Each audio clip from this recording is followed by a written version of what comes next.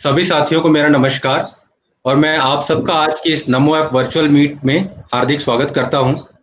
धन्यवाद अंबर जी का कि उन्होंने इस नमो ऐप के माध्यम से इवेंट क्रिएट किया और हम लोग जुड़े हैं। और आज का जो विषय है वो जैसा कि आप लोगों को मालूम ही होगा, विषय है द अनसंग हीरोज। जो मिनिस्ट्री ऑफ होम अफेयर्स, जो अपना गृह मंत्रालय है, उसके अधीन जो लोग कार्य कर रहे हैं विभिन्न मोर्चों पर, चाहे वो कैलेमिटीज के साथ डील करना हो, या ये महामारी पेंडेमिक है इसमें अपना योगदान देना हो, या देश की कानून व्यवस्था और अन्य विभिन्न कार्यों में अपना योगदान दे रहे हैं। और इस विषय पर आज हमारे साथ चर्चा करने के लिए मौजूद है हमारे मुख्य मेहमान, देश के गृह राज्य मंत्री एवं लोकसभा सांसद जी किशन रेड्डी जी। सर, आपका बहुत बहुत स्वागत है आज के इस वर्चुअल मीट में और हम आपका धन्यवाद करते हैं कि आपने अपने व्यस्त समय में से हमारे लिए समय निकाला। और इससे पहले हम इस परिचर्चा को आगे ले चलें, मैं हमारे जो केंद्रीय गृह राज्य मंत्री हैं उनके बारे में इंट्रोडक्शन देना चाहूंगा आप सभी को।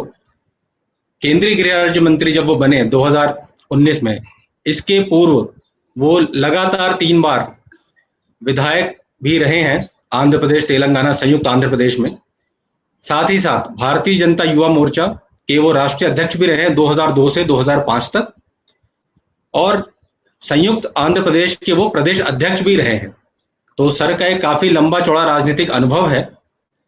और एक सामान्य कार्यकर्ता से केंद्रीय गृह राज्य मंत्री तक का सफर, इसके बारे में भी मैं अनुरोध करूंगा, विशेष अनुरोध करूंगा सर से कि वो इस बारे में भी बताएं।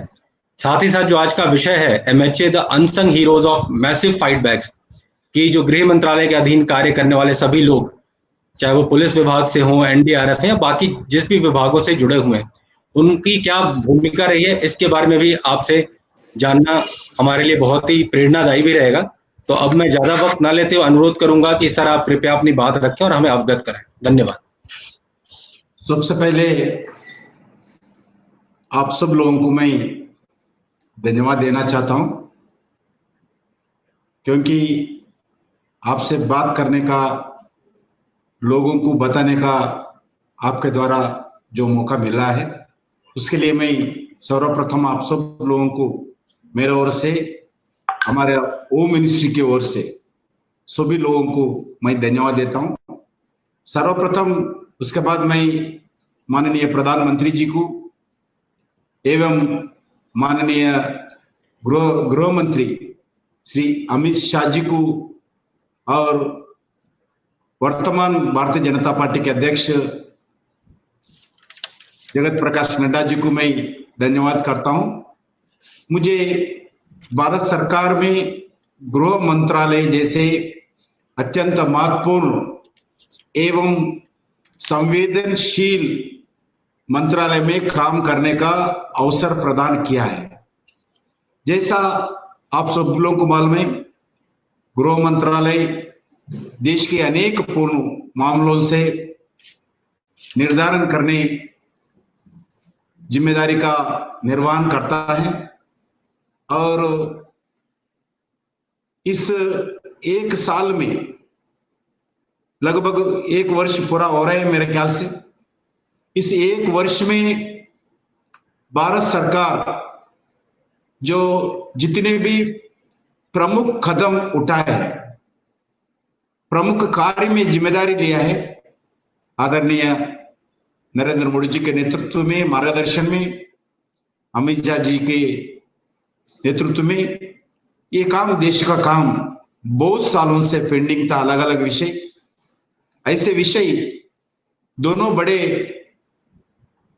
नेताओं के कुशल नेतृत्व में अनेक वर्षों से चले आ रहे अनेक महत्वपूर्ण समस्याओं का कुशलता से पूर्व काम किया है, और जिसमें प्रमुख रूप से आप सब लोगों को मैं अभी आने वाले इस समय में भी बताऊंगा। जो मैं एक साधारण कार्यकर्ता था, जैसा मैं हाई स्कूल में पढ़ता था, जब से मैं राष्ट्रीय स्वयं सेवक संघ कार्यकर्ता से नए से काम किया हूं। पूर्व हमारा परिवार कांग्रेस पार्टी में थे, मगर 77 में जनता पार्टी आने के बाद पूरे लोग, जो पढ़े लिखे सबसे ज्यादा लोग जनता पार्टी में काम किया है। मैं भी उस समय जनता पार्टी के समय थोड़ा काम किया था गांव में। जब काम करना है तो दीवारों पे लिखना, वो काम था पहला, वो काम किया हूं। उसके बाद जब भारतीय जनता पार्टी 1980 में स्थापना हुआ, जब मैं आंध्र प्रदेश का बीजेपी का ऑफिस, जो पहला एक रेंटेड छोटा बिल्डिंग में किया था, उसके सामने एक बोर्ड लगाने का काम, भारतीय जनता पार्टी आंध्र प्रदेश कार्यालय जैसा बोर्ड लगाने का काम मेरा हाथ से हुआ है। रात में खोदकर, गड्ढी खोदकर, वो 2 लकड़ी का पिलर से लगा के उसके ऊपर भारतीय जनता पार्टी का ऑफिस का बोर्ड लगाए थे। जब से मेरा पूर्ण समय का कार्यक्रम शुरू हुआ है, जब मैं पढ़ता था, जब ऑफिस से ही, जब हमारे सिस्टर के घर में रहते थे, ऑफिस में 12-1 बजे के बाद मैं हमारा घर, सिस्टर के घर पे जाते थे। हमारा सीनियर नेतृत्व थे आंध्र प्रदेश के, वी रामाराव जी, दत्तात्रेय जी जैसे लोग, क्यों इतने रात में जाते हैं, इधर ही रहो, क्योंकि कॉलेज जाते हैं, पूरा समय ऑफिस में इधर इधर पार्टी के काम करते हैं, फिर आपका घर को जाना, फिर आना, इधर ही रहो। That is a turning point in my political life. ये मेरा राजनीतिक दृष्टिकोण में मेरे लिए बहुत महत्वपूर्ण निर्णय है। जब मैं हमारा सिस्टर के घर पे जाकर एक छोटा सा बैग लेके आया हूँ, 2 ड्रेस का कपड़ा लेके ऑफिस में आया हूँ। ऑफिस में रहता था, ऑफिस में एक छोटा एक काम करने वाला हमारा साथी रहते थे, वो हमारा दत्तात्रेय जी, हमारे प्रचारक के नाते, बीजेपी संगठन मंत्री के नाते बंडारू दत्तात्रेय जी भी ऑफिस में रहते थे।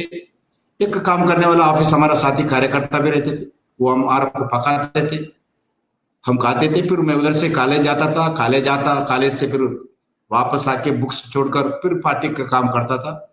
जैसा शुरू हुआ मेरा काम, जब से लेके आज तक मैं लगातार पार्टी का काम किया हूं।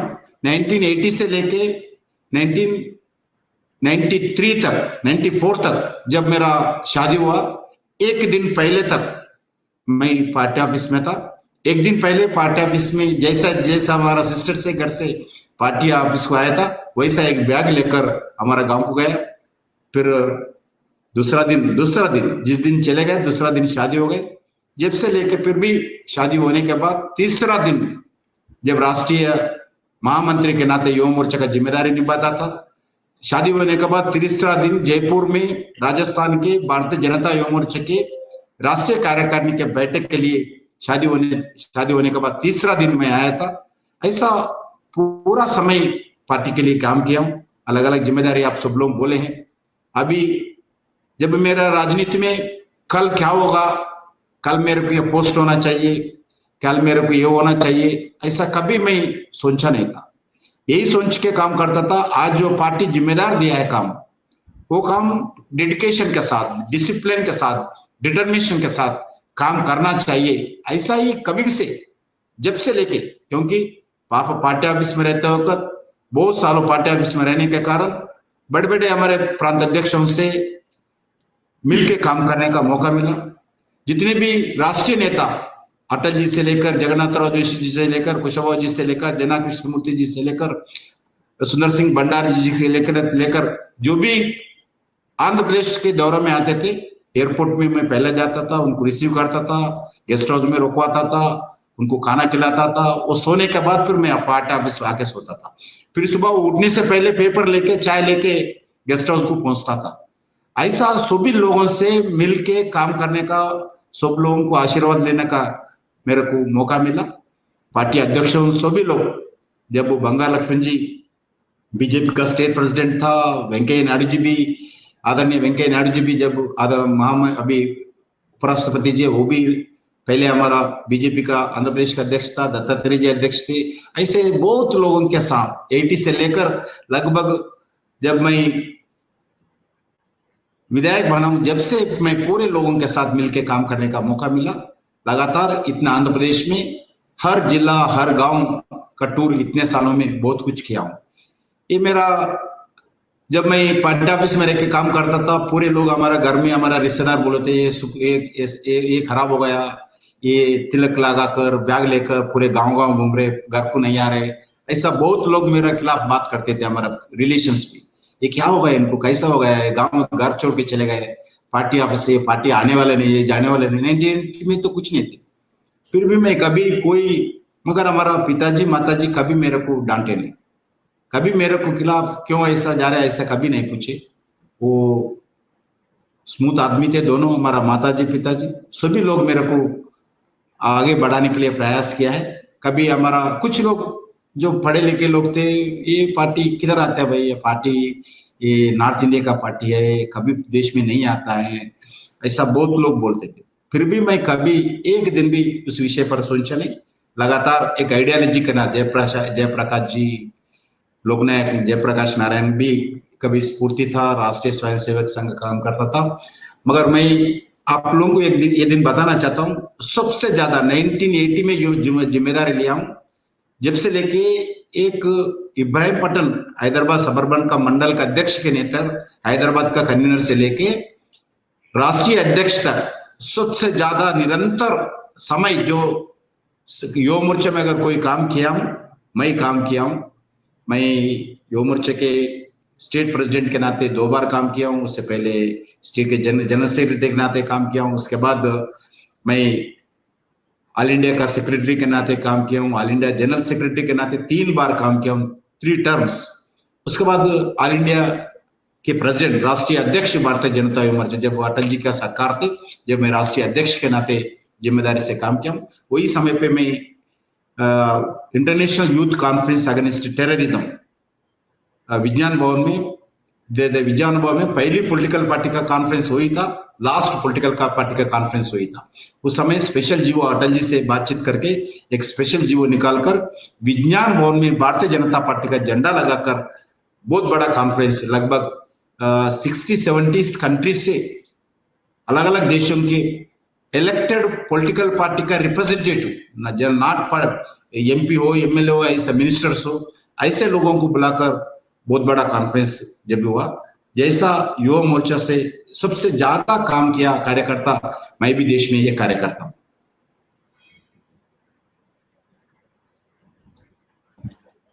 बहुत बहुत धन्यवाद सर। और जैसे कि आप बोल रहे थे, उस समय कोई भी कार्यकर्ता हो, उसके अंदर एक स्वतः ही ऊर्जा आ जाएगी। और आपकी ये बड़ी अच्छी बात रही, जो अगर हम लोग सभी लोग समझना चाहें कि चाहे वो एक टाइम पे पार्टी का पोल, लकड़ी का पोल लगा के बोर्ड लगाना हो, या आज केंद्रीय गृह राज्य मंत्री के तौर पर जिम्मेदारी का निर्वहन करना हो, आपने सभी का बखूबी निर्वहन किया। और आप कभी भी आपने ये नहीं सोचा कि ये कार्य ऐसा क्यों है, ये कार्य वैसा क्यों।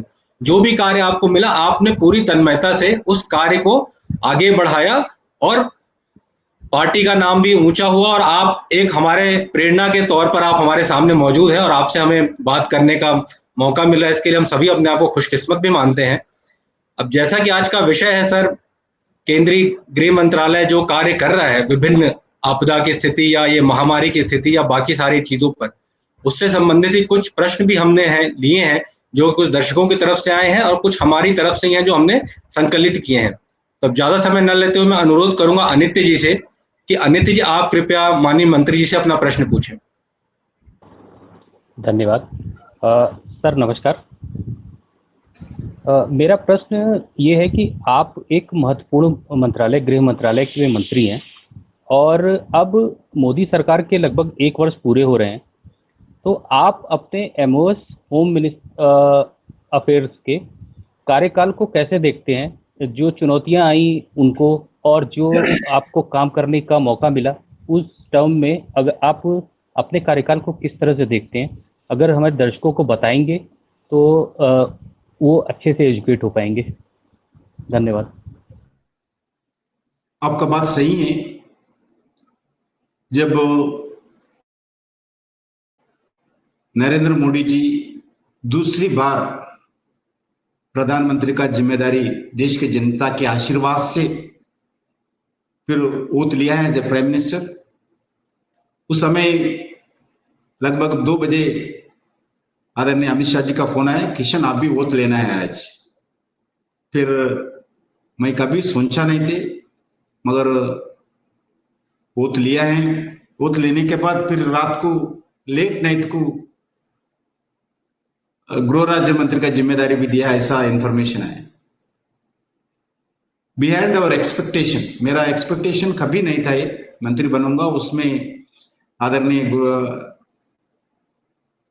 अमित शाह जी के जो नेतृत्व में काम सीखने का, काम करने का जो मौका मिला है, काम करने का जो तरीका सीखा है, ये एक साल में बहुत अच्छे एक्सपीरियंस भी है मेरे लिए। जैसा जैसा ओथ लेने के बाद फिर अमित शाह जी चार्ज लिया है, मैं भी चार्ज लिया हूँ, उसके बाद रिव्यू मीटिंग्स कुछ किया हूँ, हमारा अमित शाह जी के नेतृत्व में हमारा को बाजू बिठा के सब सिखाना शुरू किया है। क्योंकि कभी मैं एडमिनिस्ट्रेशन में काम किया नहीं किया हूँ, कभी धरना करते थे, आंदोलन करते थे, संघर्ष करते थे, सरकार के खिलाफ भाषण देते थे, स्टेटमेंट देते थे, प्रेस कॉन्फ्रेंस लगाते थे, मगर सरकार में रहना पहली बार है मेरे लिए, इसलिए थोड़ा कठिन परिस्थिति था। मगर गृह मंत्रालय बहुत बड़ा मंत्रालय है, बहुत बड़ा जिम्मेदारी भी सरकार का जिम्मेदारी गृह मंत्री के नाते अमित शाह जी निभाते हैं। उनके नेतृत्व में काम करने का राज्य मंत्री के नाते मौका मिला है।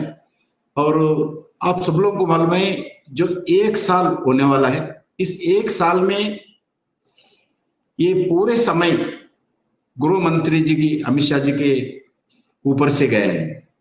जितने काम हुआ है सभी काम गृह मंत्री जी के कारण, गृह मंत्रालय के द्वारा हुआ है। जो आदरणीय प्रधानमंत्री जी के मार्गदर्शन में, गृह मंत्री अमित शाह जी के नेतृत्व में ये काम हुआ है। सबसे पहले जो 370 धारा 370 जो हटाने का जो प्रयास किया है, और जो लास्ट मिनट तक बहुत काम किया है, उसके लिए लगातार 2 बजे 3 बजे रात तक आदरणीय अमित शाह जी ऑफिस में बैठते थे। पूरे फाइल जवाहरलाल नेहरू से लेके आज तक जितने भी फाइल होम मिनिस्टर के पुराने फाइल थे, क्या हिस्ट्री थे, जब नेहरू जी के नेतृत्व जितने जितने एग्रीमेंट्स हुआ है उसमें पीछे क्या था, ये सब बहुत ग्राउंड वर्क करना पड़ा। लगभग 1 महीना 1.5 महीना 2 महीना बहुत काम किया है, दिन रात काम किया है, मगर दूसरा व्यक्ति को किसको भी मालूम नहीं पड़ा। बहुत कुछ काम किया है, रात में 2-2 बजे तक काम किया है, वो 3 बजे तक काम किया है, पूरे इंफॉर्मेशन एकत्रित किया है। क्योंकि आर्टिकल 370 हटाना एक छोटी बात नहीं है। मेरा पहले नारा था राजनीति में आने के बाद, कश्मीर हिंदुस्तान का नहीं किसी के बाप का। ये नारा 1980 में, मैं भी छोटा साधारण कार्यकर्ता था, पहले नारा मेरा यही था, भारत माता की जय पहला नारा था। दूसरा नारा कश्मीर हिंदुस्तान का नहीं किसी के बाप का, ये हमारा नारा थे दूसरा नारा। जैसे कश्मीर आज भारत का पूरे अभिन्न अंग बनना चाहिए, ऐसा नरेंद्र मोदी जी का सरकार फैसला किया है। मगर कोई व्यक्ति को पता नहीं, जब तक पार्लियामेंट में बिल लगाते हैं, बिल में क्या है, क्या क्या डिसीजंस है, कोई व्यक्ति को पता नहीं। सिर्फ आदरणीय प्रधानमंत्री जी को, अमित शाह जी को, दोनों को पता है। इतने अच्छे काम किया है, पूरे ग्राउंड वर्क काम किया है। कोई ना कांग्रेस पार्टी वाले, ना दुनिया, ना पाकिस्तान, इवन बीजेपी में किसी व्यक्ति को भी इतने अच्छे डिसीजन होगा। उसमें आर्टिकल धारा 370 हटाएंगे, 35 हटाएंगे, और इसके बाद लद्दाख को यूटी बनाएंगे, जम्मू कश्मीर को यूटी बनाएंगे। ये सब निर्णय करने का बहुत साहस का निर्णय था। बहुत अच्छे पूरे ग्राउंड वर्क करके अच्छा किया है। लोग तो बोल रहे थे पार्लियामेंट में पाकिस्तान बहुत कुछ इसमें, भारत में इसके खिलाफ अलग अलग कार्यक्रम करेगा, आतंकवाद को बढ़ाएगा, वार होगा, पाकिस्तान के साथ वार होगा, ऐसा भी स्टेटमेंट दिया है। उसके बाद कुछ लोग बोले थे पार्लियामेंट में, अभी सुनेंगे, ये पाकिस्तान बनेगा जम्मू कश्मीर, ऐसा भी भाषण सुना है। फिर भी अच्छे आज देश का स्थिति आकर देखो, जम्मू कश्मीर और धारा 370 हटाने के बाद आतंकवाद का गतिविधि कम हो गया, पत्थरबाजी कम हो गया, और जो सिविलियन के ऊपर जो अटैक होता था वो भी कम हो गया। जो हमारा सेना शहीद होते थे, पैरामिलिट्री शहीद होते थे, जम्मू कश्मीर का पुलिस बहुत कुछ शहीद होते थे, वो भी कम हो गया। आज आर्टिकल 370 हटाने के बाद जम्मू कश्मीर में एक बदलाव आया है। लोगों में, आम जनता में, नौजवानों में एक विकास का हमारा जम्मू कश्मीर भी भारत के अलग प्रांतों जैसा विकास हुआ है, हमारा पास भी ऐसा विकास होना चाहिए। हमारे भी फंडामेंटल राइट मिलना चाहिए। डॉक्टर बाबा साहब अम्बेडकर का जो कॉन्स्टिट्यूशन है वो कॉन्स्टिट्यूशन हमारे पास भी लागू होना चाहिए। जहाँ बाबा साहब अम्बेडकर जो राइट्स आम जनता को दिया है वो अधिकार भी हमारे को मिलना चाहिए। ऐसे सभी लोगों का एक आज वातावरण जम्मू कश्मीर में देख रहे हैं। उसके बाद एक बहुत बड़ा महत्वपूर्ण है, इसमें सफल हो गया। कोई इंसिडेंट नहीं है, कोई पत्थरबाजी नहीं है, कोई खून खराबा नहीं है, कोई आतंकवाद का गतिविधि नहीं है। ठीक तरीके से एक प्लान के साथ एक काम किया है नरेंद्र मोदी जी सरकार।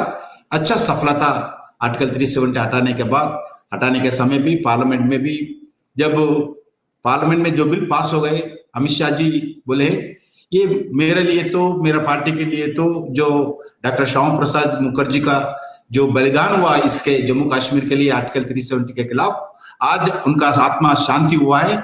इससे ज्यादा मेरे जिंदगी में कुछ नहीं चाहिए, ऐसा अमित शाह जी बात करते हुए आंखों से पानी आ रहा था। जो ऐसी एक घटना देखने का मौका मुझे मिला है, उसमें कुछ बिल्स भी मैं भी इंट्रोड्यूस किया हूं। ये भी मेरा जिंदगी में इतने ज्यादा एक सौभाग्य दिन है। दूसरा ये हो गया, उसमें उसके बाद जब आतंकवाद की गतिविधि पर अनलॉफुल एक्टिविटी जो उसका भी एक बिल इंट्रोड्यूस किया है, उसके द्वारा दुनिया में जो भी भारत का संपत्ति है, भारत का जो पॉपुलेशन है और भारत के लोगों के ऊपर जो भी अगर टेररिस्ट एक्टिविटी होता है, नहीं तो भारत में टेररिस्ट एक्टिविटी कर विदेश में रहते हैं, वैसे जगह पर जाकर हमारा सिक्योरिटी फोर्सेस, हमारा national NIA national investigation agency जाकर उधर कार्रवाई करने का, इन्वेस्टिगेशन करने का, दुनिया में जिस प्रांतों में जाके इन्वेस्टिगेशन करने का अधिकार पहली बार भारत के सिक्योरिटी फोर्सेस दिया है हम। दूसरा, जो भी भारत के खिलाफ जो गतिविधि करते हैं, विदेशों में रहते हैं, उसको इंटरनेशनल टेररिस्ट के नाते घोषणा करने का अधिकार भी भारत सरकार निर्णय किया है। उसके बाद आप सब लोगों को मालूम है, अभी उसके बाद देश में अलग अलग निर्णय किया है। उसमें एक था citizen amendment act. Citizen amendment act जब पार्लियामेंट में चर्चा किया है, पूरा शांति था, लोगों प्रश्न किया है, कांग्रेस पार्टी, कुछ विपक्ष लोग भी ठीक तरीके से जवाब भी दिया है। एक अच्छे वातावरण में बिल पास हुआ है, वो भी क्योंकि जो रिलीजियस के नाम पर जो पाकिस्तान में, अफगानिस्तान में, बांग्लादेश में जो विवक्षता पूर्वक लोग देखते थे, वैसे लोगों को डिस्क्रिमिनेशन करते थे, रिलीजियस के नाम पर लोगों को हत्या करते थे, अत्याचार करते थे और लोगों का प्रॉपर्टी लेते थे, कोई फंडामेंटल राइट नहीं दिए थे। जो नेहरू जी के साथ जो अग्रीमेंट था, अग्रीमेंट को इम्प्लीमेंटेशन नहीं करते थे। इसके लिए जो पाकिस्तान से, बांग्लादेश से जो उधर के माइनॉरिटी लोग थे, इस्लामिक कंट्रीज थे ये कंट्रीज, इसके कारण वो माइनॉरिटी लोग भारत आए थे। उनको भारत आने के बाद भी लगभग 30 साल हो गए, कुछ लोग 40 साल हो गए, इधर भी भारत में भी कोई फंडामेंटल राइट नहीं मिला। जो फंडामेंटल राइट नहीं मिलने का कारण, विवक्षता पूर्वक रहने का कारण, डिस्क्रिमिनेशन के कारण पाकिस्तान से, बांग्लादेश से जो भारत आए हुए लोगों को भारत आने के बाद भी कोई राइट्स नहीं मिला, कोई ह्यूमैनिटी ग्राउंड्स के ऊपर फंडामेंटल राइट्स नहीं दिया है। भारत सरकार बहुत बार चर्चा की है, जब महात्मा गांधी जी से लेकर आज तक मनमोहन सिंह जी, सभी लोग पार्लियामेंट बाहर कम्युनिस्ट पार्टी लीडर्स भी स्टेटमेंट दिया है। जो डिस्क्रिमिनेशन के, रिलीजियस डिस्क्रिमिनेशन के कारण जो भारत आए, उनको भारत का सिटीजनशिप देना चाहिए, ऐसा बहुत लोग स्टेटमेंट दिया है, मगर वो सिटीजनशिप देने का काम कोई साहस नहीं किया है। आदरणीय नरेंद्र मोदी जी सरकार निर्णय किया है, अमित शाह जी बिल इंट्रोड्यूस किया है, बिल पास हो गए। बिल पास होने के बाद देश में रिलीजियस के नाम पर विवक्षता पूर्वक हुआ है ऐसा बोलकर लोगों को भड़का के आंदोलन का काम शुरू किया। फिर भी जो आंदोलन देश भर में जितना बड़ा आंदोलन था, उसको हमारा होम मिनिस्ट्री की तरफ से भारत सरकार ठीक तरीके से सभी स्टेट गवर्नमेंट के हेल्प लेकर हम डील किया है। उसमें भी सक्सेस हुआ है। अभी उसका पूरा रूल्स एंड रेगुलेशंस फ्रेम होना है सिटीजन अमेंडमेंट के। उसके बाद आप ये कोविड-19 का जो महामारी भारत में आए, इसके लिए भी भारत सरकार, क्योंकि डिजास्टर मैनेजमेंट होम मिनिस्टर के अंदर आते हैं, एक नोडल एजेंसी के नाते होम मिनिस्टर को तय किया है, जिम्मेदारी बनता है ऐसे डिजास्टर जब भी देश में होता है उसके लिए होम मिनिस्ट्री डिपार्टमेंट जिम्मेदारी बनता है। उसमें भी काम करने का मौका हमारा को मिला है। आदरणीय नरेंद्र मोदी जी के मार्गदर्शन में, अमित शाह जी के नेतृत्व में, हम जिस दिन लॉकडाउन का घोषणा हुआ है उसी दिन एक कंट्रोल रूम का काम शुरू किया है। उसमें लगभग 60 phones lines toll free numbers का हम व्यवस्था किया है। पैरामिलिट्री से जितने भी अच्छे एक्टिव रहने वाले लगभग 215 लोगों को सेलेक्ट करके बैच वाइज हमारे ऑफिस में पूरे कंट्रोल रूम खोले हैं। पूरे डिपार्टमेंट्स का, अलग अलग डिपार्टमेंट्स का भी ऑफिसर्स आते हैं। 24/7 के नाते वो कंट्रोल रूम आज भी चल रहे हैं। मार्च 22 से लेके आज तक वो कंट्रोल रूम लगातार चल रहे हैं। ये जो भी देश में जो भी व्यक्ति होगा, हमारे को डायलिसिस होना चाहिए, हमारे को एम्बुलेंस नहीं मिला, हमारा हार्ट अटैक आया, घर में एम्बुलेंस नहीं मिला, हमारे को मेडिसिन होना चाहिए, मेडिसिन नहीं मिला, हमारा ट्रेन इधर रुक गए, हमारे वहाँ खाना नहीं मिल रहा, हम बिहार से आए, 200 लोग गए, 2000 लोग गए, 3000 लोग गए। ऐसा छोटे विषय से लेके व्यक्तिगत विषय से लेके विदेश में हमारा लोग कोई फंस गए, उसका कोई भोजन नहीं मिल रहा, ऐसा अलग अलग विषय पर इलेक्टेड रिप्रेजेंटेटिव्स, एमपीज, आदरणीय एमपीज और संसद, जो भी एमएलए हो, सरकार हो, जो भी व्यक्ति जो भी समस्या हो, अगर हमारा कंप्लेंट करते हैं, वो समस्या दूर करने के लिए, हल करने के लिए होम मिनिस्ट्री के द्वारा, हमारा कंट्रोल रूम के द्वारा पूरे ऑफिसर्स, हर डिपार्टमेंट का ऑफिसर्स, होम मिनिस्ट्री ऑफिसर्स के साथ साथ सिविल एविएशन का ऑफिसर्स, रेलवे का ऑफिसर्स, हेल्थ मिनिस्ट्री का ऑफिसर्स और सिविल सप्लाई का ऑफिसर, सभी लोग, जॉइंट सेक्रेटरी के लेवल ऑफिसर्स भी उस कंट्रोल रूम में 24/7 के ड्यूटी के नाते सभी लोग बैठते हैं। जो भी समस्या आते हैं स्पॉट वो समस्या हल करते हुए लगातार वो कंट्रोल रूम आज भी काम कर रहे हैं। ये सबसे ज्यादा ये साल में एक अलग अलग महत्वपूर्ण इश्यूज में काम करने का मौका मिला है। महत्वपूर्ण इश्यूज में जो नरेंद्र मोदी जी और आदरणीय अमित शाह जी के मार्गदर्शन में काम करने का मौका मिला है। मेरे लिए बहुत एक्सपीरियंस है ये काम करने का। एक्सपीरियंस कैसा आदरणीय अमित शाह जी काम करते हैं, उनके साथ रहना, रात को आज एक कोरोना 19 के महामारी के समय पर भी, कोविड-19 के महामारी के समय पर भी 2-2 बजे तक, 3-3 बजे तक, मैं परसों में हंसी आया था मेरे को। कुछ लोग सोशल मीडिया में चला रहे मेरे अमित शाह जी का हेल्थ ठीक नहीं है, मगर वो 3 बजे तक हम पूरे थक जाते थे, जाते नहीं थे, 2 बजे तक ऐसे बैठते थे, फोन करते थे, उस स्टेट में क्या हुआ, ये स्टेट में क्या हुआ, बीजेपी मुख्यमंत्री से बात करना, दूसरा मुख्यमंत्री से बात करना, ट्रांसपोर्ट क्या स्थिति है, मेडिसिन की क्या स्थिति है, लॉ एंड ऑर्डर की क्या स्थिति है, माइग्रेंट लेबर का क्या स्थिति है, ट्रेन आए नहीं। आज भी हर दिन रात में 11 बजे पहले कभी घर को नहीं जाते अमित शाह जी। वैसे रात 2 बजे 3 बजे तक काम करने वाले व्यक्ति को इधर हम देखते हैं हमारा सामने। दूसरा, सोशल मीडिया में पब्लिसिटी हो रहे, अमित शाह जी का हेल्थ ठीक नहीं है, दिख रहे नहीं है। अमित शाह जी बोलते हैं मैं पब्लिसिटी कभी, मैं इच्छा भी नहीं है, मैं काम करने का इच्छा है, इसलिए मैं ज्यादा प्रेस के सामने नहीं आता हूँ। उसके कारण से ये लोग ऐसा प्रचार करें। मैं रोज प्रेस कॉन्फ्रेंस में जा सकता हूँ, प्रेस के सामने बैठ सकता हूँ, मगर मेरे को जब से मैं गुजरात का मिनिस्टर था, जब से मेरे को पब्लिसिटी इच्छा नहीं, इसलिए मैं पब्लिसिटी का विषय ध्यान नहीं देता हूँ। इसके कारण से लोग, मैं मीडिया में नहीं आता हूँ, अंडरग्राउंड काम करता हूँ, बैकग्राउंड काम करता हूँ, इसके कारण से इसे मेरे खिलाफ नहीं दिख रहे, इसलिए हेल्थ खराब हो गया, ऐसा गलत प्रचार करे, ऐसा अमित शाह जी हंसते हंसते जो सोशल मीडिया में देखते हुए हंसते थे। मगर पार्टी के लोग बोले एक बार आप क्लैरिफिकेशन देना चाहिए, क्योंकि पार्टी कार्यकर्ताओं में लगातार ये पब्लिसिटी होने से पार्टी कार्यकर्ताओं में चर्चा हो रही है, इसलिए क्लैरिफिकेशन देना चाहिए, ऐसा पार्टी का आदेश मिला ना अमित शाह जी को, आदेश के कारण वो भी क्लैरिफिकेशन दिया है, नहीं तो वो भी नहीं देते थे, वो देख के हंसते थे। ऐसे एक अच्छे नेतृत्व में काम करने का 1 साल में मेरे को मौका मिला है। मेरे लिए जब ड्यूटीज का जिम्मेदारी मुझे दिया है, इंटरनल सिक्योरिटी का जिम्मेदारी दिया है, आईबी का जिम्मेदारी दिया है, वुमेन सेफ्टी का जिम्मेदारी दिया है, स्वतंत्र सेना का जो काम मेरे को दिया है, और पुलिस मॉडर्नाइजेशन का काम दिया है, काउंटर टेररिज्म का क्या काम दिया है, ऐसे अलग अलग इंपॉर्टेंट जिम्मेदारी काम मेरे को, मेरा साथी नित्यानंद राय को, उनको कुछ डिपार्टमेंट्स, मेरे को कुछ डिपार्टमेंट्स दिया है। हम दोनों मिलके अमित शाह जी के नेतृत्व में, जो भी उनका मार्गदर्शन में, उनके साथ रहकर काम कर रहे हैं। ये 1 साल में बहुत बड़ा एक्सपीरियंस है, ज्यादा काम करने का मौका मिला है, क्योंकि मैं जब एमएलए था हर दिन सुबह से लेकर रात तक जनता के बीच में रहता था। जनता मेरे लिए भगवान थे, इसलिए पूरा समय काम करता था, हर डे पदयात्रा करता था। जब एमएलए था मेरे को यूनाइटेड नेशंस ने बेस्ट चाइल्ड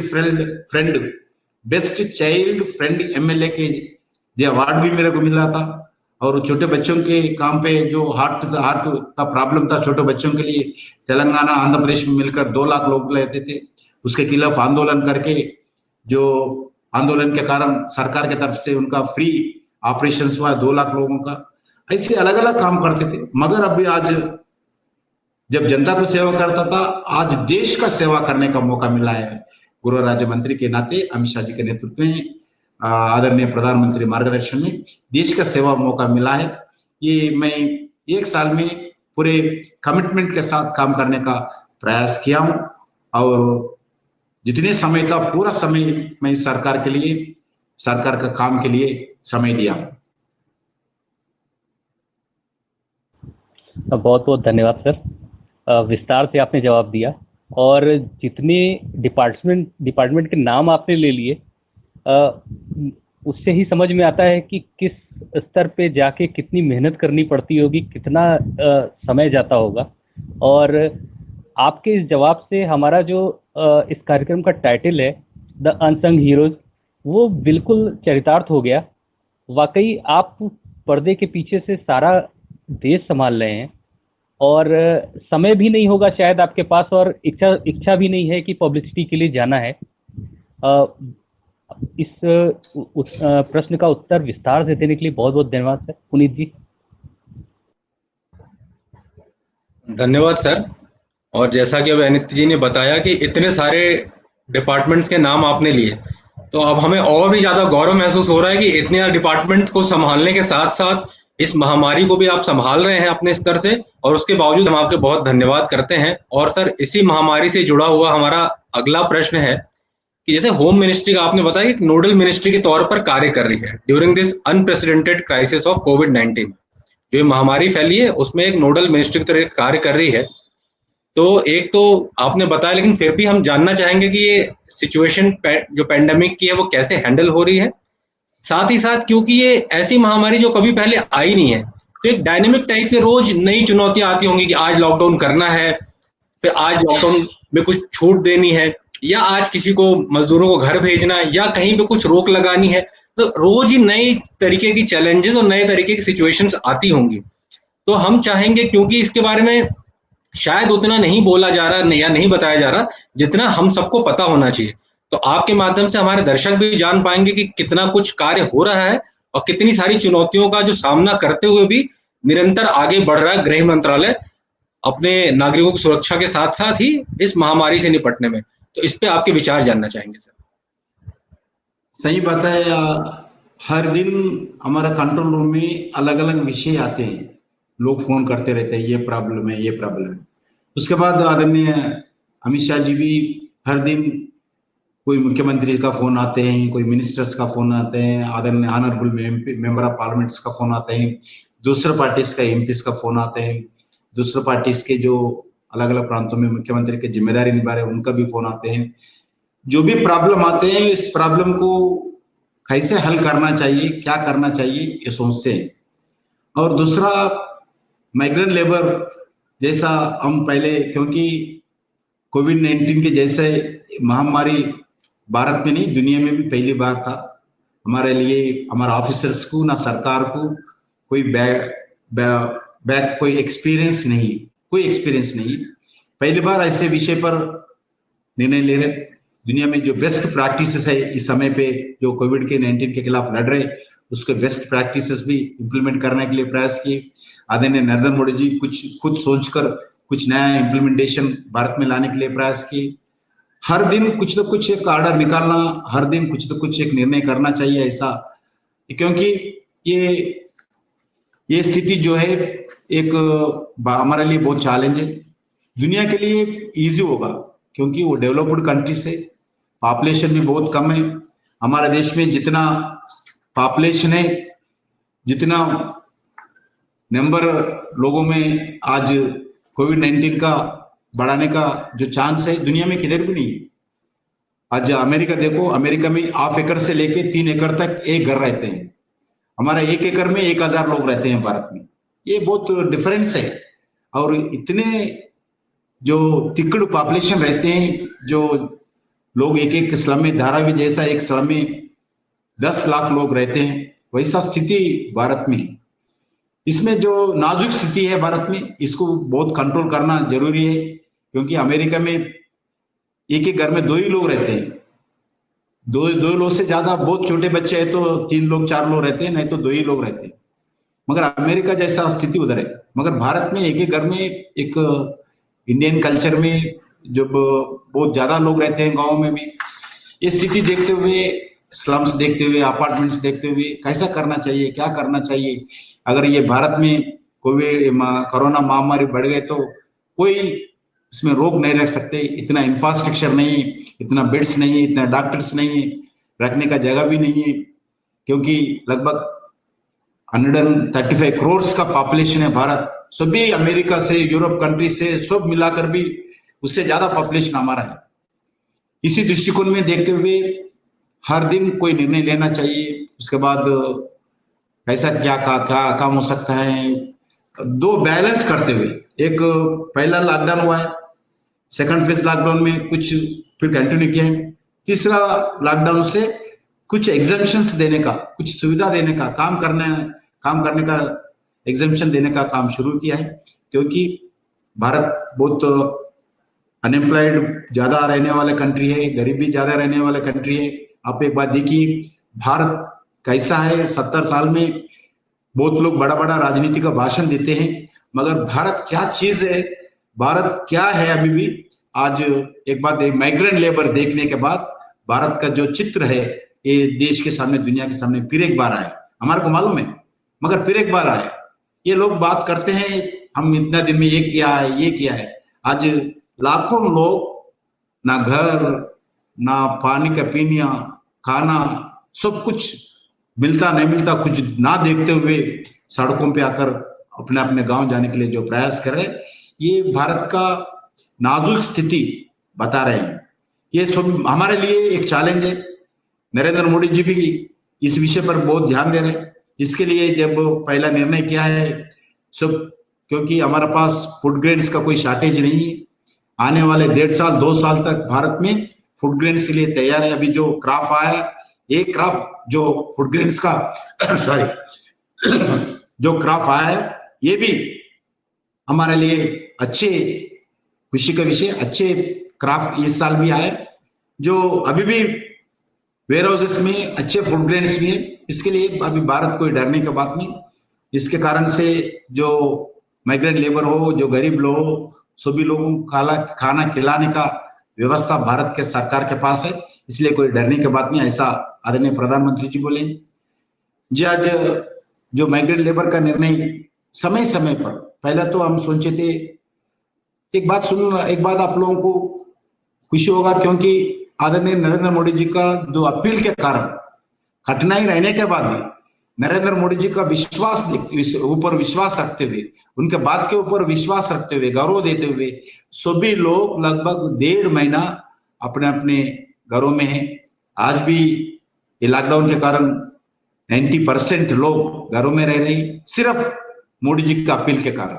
मोदी जी के ऊपर विश्वास है सभी लोगों को। मोदी जी के नेतृत्व में ठीक होगा, मोदी जी के नेतृत्व में हमारा जान बचेगा मोदी जी के नेतृत्व में, हमारा भविष्य ठीक रहेगा। मोदी जी के नेतृत्व में हमारा बच्चों का भविष्य भी ठीक रहेगा। उनका सभी लोगों का एक विश्वास है, ये विश्वास आज भारत चला रहे, मोदी जी का नेतृत्व ही आज भारत चला रहे इतने कठिन परिस्थिति में। क्योंकि खाना नहीं मिले तो भी, कुछ जगह पानी का नहीं मिले तो भी, कुछ प्रॉब्लम रहे तो भी लोग आज लॉकडाउन का स्पिरिट कंटिन्यू करें। माइग्रेंट लेबर का तो भारत का ये दुनिया में किधर भी नहीं दिखता है। भारत में एक संस्कृति है, भारत का एक आचार है। कठिन समय जो भी है उस समय पे हमारा परिवार के साथ रहना चाहिए, हमारे बच्चों के साथ रहना चाहिए, हमारा माँ बाप के साथ रहना चाहिए। ऐसा भारतीय कल्चर में है, हमारा संस्कृति में है, क्योंकि दुनिया में किधर भी नहीं दिखता आपको। जो भयंकर स्थिति आते हैं, कठिन परिस्थिति आते हैं, जब याद करते हैं हमारा माता जी का, हमारा पिताजी का, बच्चों का, परिवार का, गांव वालों का, रिलेशंस का याद करते हैं लोग। इसलिए एक इस महामारी के समय पे सभी लोग समझ रहे हमारे गांव के लोगों के साथ रहना चाहिए, हमारा माता के साथ रहना चाहिए, हमारा पिता के साथ रहना चाहिए, हमारा भाई के साथ रहना चाहिए। ऐसा उनके मन में एक चर्चा हो गया। उसके कारण से कठिन परिस्थिति रहने के बाद भी हम 200, 300, 400 किलोमीटर हम पैदल जाएंगे, हमारा परिवार के साथ रहेंगे। एक इमोशनल अटैचमेंट के कारण सभी लोग गांव के लिए चल पड़ा है। इसी देखते हुए एक ह्यूमैनिटी ग्राउंड में एक भारत सरकार ने पूरा बस चलाने का निर्णय दिया है, उसके बाद ट्रेन चलाने का निर्णय लिया है, और कुछ फैक्ट्रीज भी काम देना चाहिए, उसको फैक्ट्री चलाने का काम लिया है, पूरे छोटे छोटे दुकान खोलने का निर्णय लिया है। ऐसा हर दिन रात में 12-1 बजे तक चर्चा करते थे आदरणीय अमित शाह जी, और प्रधानमंत्री से अनुमति लेते थे, एक निर्णय लेके उसका सर्कुलर निकालते थे, पूरे स्टेट के मुख्यमंत्रियों से बात करते थे, स्टेट के होम मिनिस्टरों से बात करते थे, हमारा डिपार्टमेंट की तरफ से भी हमारा ऑफिसर्स जो है हर दिन एक एक कलेक्टर से बात करना है। लगभग जो 700 डिस्ट्रिक्ट है, 700 से ज्यादा जो 720 कुछ डिस्ट्रिक्ट है, सभी जिलों के कलेक्टरों से, एसपी से हर दिन बात करने का हमारा होम मिनिस्टर में जिम्मेदार होता था। उसके साथ आदरणीय प्रधानमंत्री जी भी हमारे को जिम्मेदार दिया है, सभी मिनिस्टर्स को पूरा काम बांटा है, सभी मिनिस्टर्स को 20-20 डिस्ट्रिक्ट, 30-30 डिस्ट्रिक्ट दिया है। सभी लोग प्रतिदिन एक कलेक्टर से नहीं तो एक एसपी से हमारा जो जिम्मेदारी दिया है, जो 20 जिलों का कलेक्टरों से बात करना, उनको एक विश्वास दिलाना चाहिए, उनका फीडबैक लेना चाहिए, उन पे कॉन्फिडेंस बिल्डअप करना चाहिए, उनका परिवारों के बारे में बातचीत करना चाहिए, कलेक्टर का जो 7 ऑफिसर्स है उनका देखभाल कैसा है देखना चाहिए। ये सब जिम्मेदारी आदरणीय प्रधानमंत्री, आज तक प्रेस में कभी नहीं आई है, मगर हमारा सेंट्रल यूनियन मिनिस्टर जो गवर्नमेंट ऑफ इंडिया के मिनिस्टर है, प्रतिदिन कोई हमारा इंचार्ज एसपी से नहीं तो कलेक्टर से बात करना जरूरी है। शाम तक आदरणीय प्रधानमंत्री जी को जो कलेक्टर क्या बोला है, क्या फीडबैक दिया है, प्रधानमंत्री को हर दिन हम बेच रहे हैं, बिजा रहे भी। ऐसा अलग अलग छोटे विषय पर भी हम काम करते। जितने भी होम मिनिस्टर्स है, होम मिनिस्टर से बात करने का हमारा होम मिनिस्टर को दिया है, ये काम देखते हुए। और दूसरा एग्रीकल्चर मिनिस्टर है, एग्रीकल्चर मिनिस्टर ऑल्टरनेटिव डेज 4 दिन के एक बाद पूरे देश के एग्रीकल्चर मिनिस्टर से बात करना चाहिए। हेल्थ मिनिस्टर है तो हेल्थ मिनिस्टर तो लगातार उनका ही डिपार्टमेंट का काम है, क्योंकि कोविड समस्या हेल्थ है, उन लगातार सभी हेल्थ मिनिस्टर से बात करते थे। ऐसे पूरे काम होम मिनिस्टर मॉनिटरिंग करने का निर्णय था। और कोई व्यक्ति डायलिसिस होने वाला है, अगर उनको मेडिसिन नहीं मिला, डायलिसिस का नहीं हुआ, हॉस्पिटल बंद है, एम्बुलेंस नहीं मिला, हमारा ऑफिसर्स को टोल फ्री नंबर को हेल्पलाइन को फोन करते थे। फिर हम चीफ सेक्रेटरी से बात करना, हमारा ऑफिसर्स नहीं तो डिस्ट्रिक्ट कलेक्टर से, मजिस्ट्रेट से बात करना, डिस्ट्रिक्ट हेल्थ ऑफिसर से बात करना। जिस व्यक्ति का डायलिसिस होना चाहिए उनका व्हीकल भी जाना चाहिए, अब हॉस्पिटल बंद है तो हॉस्पिटल खोलवाना, उनका डायलिसिस का। कोई हार्ट अटैक आया, कोई मेडिसिन नहीं मिला, ऐसा पूरा मॉनिटरिंग, देश के जो भी छोटे छोटे विषय मॉनिटरिंग। कोई माइग्रेंट लेबर बच्चे हैं, कोई फैक्ट्री में लेबर है, उनका ओनर उनको खाना नहीं खिला रहे, माइग्रेंट लेबर की तरफ पानी नहीं मिला, उसका प्रेग्नेंट वुमेन है उनको एम्बुलेंस नहीं मिला, उनका ट्रीटमेंट नहीं मिला, हेल्थ सेक्टर के साथ उनको कोऑर्डिनेशन कैसा करना चाहिए। ऐसे इंडिविजुअल इश्यूज से लेके सरकार का अलग अलग गवर्नमेंट का चीफ सेक्रेटरीज भी कुछ इश्यूज बोलते थे, चीफ मिनिस्टर भी इश्यूज बोलते थे, उनका रिलेशंस विदेश में है, उनको खाना नहीं मिला। फिर हम एक्सटर्नल अफेयर से बात करके, उधर के एम्बेसी से बात करा के जो भी इंडियंस विदेशों में है उनको ठीक तरीके से खाना खिलाना चाहिए। अगर स्कूल का कॉलेज का स्टूडेंट्स है, हॉस्टल अगर बंद किए तो हमारे एम्बेसडर से, उधर का मिनिस्टर से बात करके हॉस्टल खुलवाना चाहिए। ऐसे छोटा विषय से लेके बड़ा विषय तक भी लगातार इस कोविड-19 के लॉकडाउन के समय पे होम मिनिस्टर 24/7 हम काम किया है। धन्यवाद सर। और जैसा कि आपने इस विषय के बारे में विस्तार से बताया, तो अगर अब हम सोचें तो हमें लगता है कि ये सारी चीजें तो हमें पता ही नहीं थी, जो कि एक बैकग्राउंड में कार्य चल रहा है। और शायद 24 घंटे कम पड़ते होंगे सिर्फ कोऑर्डिनेशन की अगर हम बात करें, बाकी कार्य भी अगर हटा दें, सिर्फ कोऑर्डिनेशन के लिए भी 24 घंटे कम पड़ते होंगे, बट उससे ज्यादा कार्य हो रहा है। इस पर विचार रखने के लिए बहुत बहुत धन्यवाद आपका। और अब मैं अनुरोध करूंगा अंकुर जी से। अंकुर जी, आप कृपया अपना प्रश्न पूछिए। थैंक यू पुनीत जी। नमस्कार सर। मेरा एक प्रश्न है आपसे कि जैसे ये कोविड के समय में लॉकडाउन को एग्जीक्यूट करने के लिए हमारी पुलिस, हमारी पैरामिलिट्री फोर्सेस अपने नॉर्मल रूटीन के अलावा भी इन कार्यों को करने में सक्षम है और उसको एक अच्छा रूप दे रही है। साथ ही साथ जैसे कि एनडीआरएफ की टीम जो है, अभी-अभी पश्चिम बंगाल और उड़ीसा में आए हुए जो एम्फान साइक्लोन है, इस आपदा से भी वो सामना कर रही है और लोगों की सेवा कर रही है, उनको बचा रही है। तो सर मैं ये जानना चाहता हूँ कि मतलब अपने नॉर्मल रूटीन के अलावा ये जो हमारे टुकड़ियाँ हैं, जो देश के सेवा में लगे रहते हैं, ये आपस में कैसे इस समय में समन्वय बिठाते हैं, कैसे तालमेल बिठाते हैं सर? ये कैसे संभव हो पाता है? Thank you. आप सब लोगों को मालूम है, इस कोरोना महामारी के में जो वॉरियर्स है, सभी वॉरियर्स में जो फ्रंट लाइनर्स है हमारा पुलिस डिपार्टमेंट का है। फ्रंट लाइनर्स सबसे पहले जो लोग जिधर भी इंफॉर्मेशन आते हैं उस एरिया में से लाके वो कोविड-19 के पेशेंट को लाना, उनसे परिवारों से बात करना, लोगों को समझाना और उसके घर के आसपास पूरे लॉकडाउन करना, उस एरिया में पूरे जितने भी है एरिया को कंट्रोल में लेना। सबसे पहले हमारा पुलिस इस कोरोना महामारी में, उसके बाद हेल्थ वर्कर्स आते हैं। पहले तो पुलिस जाते हैं, पुलिस के बिना कोई हेल्थ वर्कर्स भी जा नहीं सकते, आप सब लोग को मालूम है। उसके बाद जो तबलीग जमात है, क्या मरकज का जो इश्यू था, जो आज देश में कोरोना महामारी इतना बड़ा हो गया, जितना पॉजिटिव केसेस आज देश में सबसे ज्यादा पॉजिटिव केसेस आए इस मरकज के कारण। 50% आज भी मैं बता सकता हूं, 50% केसेस मरकज के कारण भारत में बढ़े हैं। नहीं तो इतना केसेस नहीं होता था, इतना टेंशन भी नहीं रहते थे।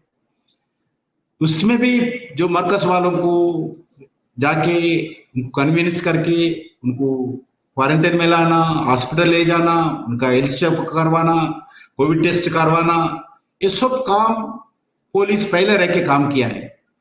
और जो बॉर्डर्स में काम किया है, जो कर्फ्यू, नाइट कर्फ्यू था, डे कर्फ्यू था, पूरा कर्फ्यू अमल करना भी पुलिस का काम था। हॉस्पिटल जाने के बाद हमारा हेल्थ के नर्सेस हो, डॉक्टर्स हो, उसका स्टाफ हो काम करते हैं, मगर हॉस्पिटल ले जाने का काम हमारा पुलिस करते थे। पहले तो हमारे को पीपीई किट्स भी नहीं थे, क्योंकि मार्च 15 तक एक पीपीई किट भी भारत में ना बनता नहीं थे, स्टॉक भी नहीं थे पूरे। कभी भी जरूरत पड़े तो इंपोर्टेड पीपीई किट्स आते था, N95 मास्क भारत में आता थे। इसके कारण से बहुत लोग पुलिस के, दिल्ली पुलिस से लेके अलग अलग प्रांत के स्टेट पुलिस भी और हमारा पैरामिलिट्री भी, बहुत लोग उनको कोरोना का शिकारी बन गए। बहुत लोग पॉजिटिव केसेस बहुत आए। हमें ऐसा हो गया, हमारा आईटीबीपी का नहीं तो सीआरपीएफ का जितने भी हेडक्वार्टर्स है, कुछ जगह हमें उनका एक हॉस्पिटल्स बेड्स खोलना पड़ा है।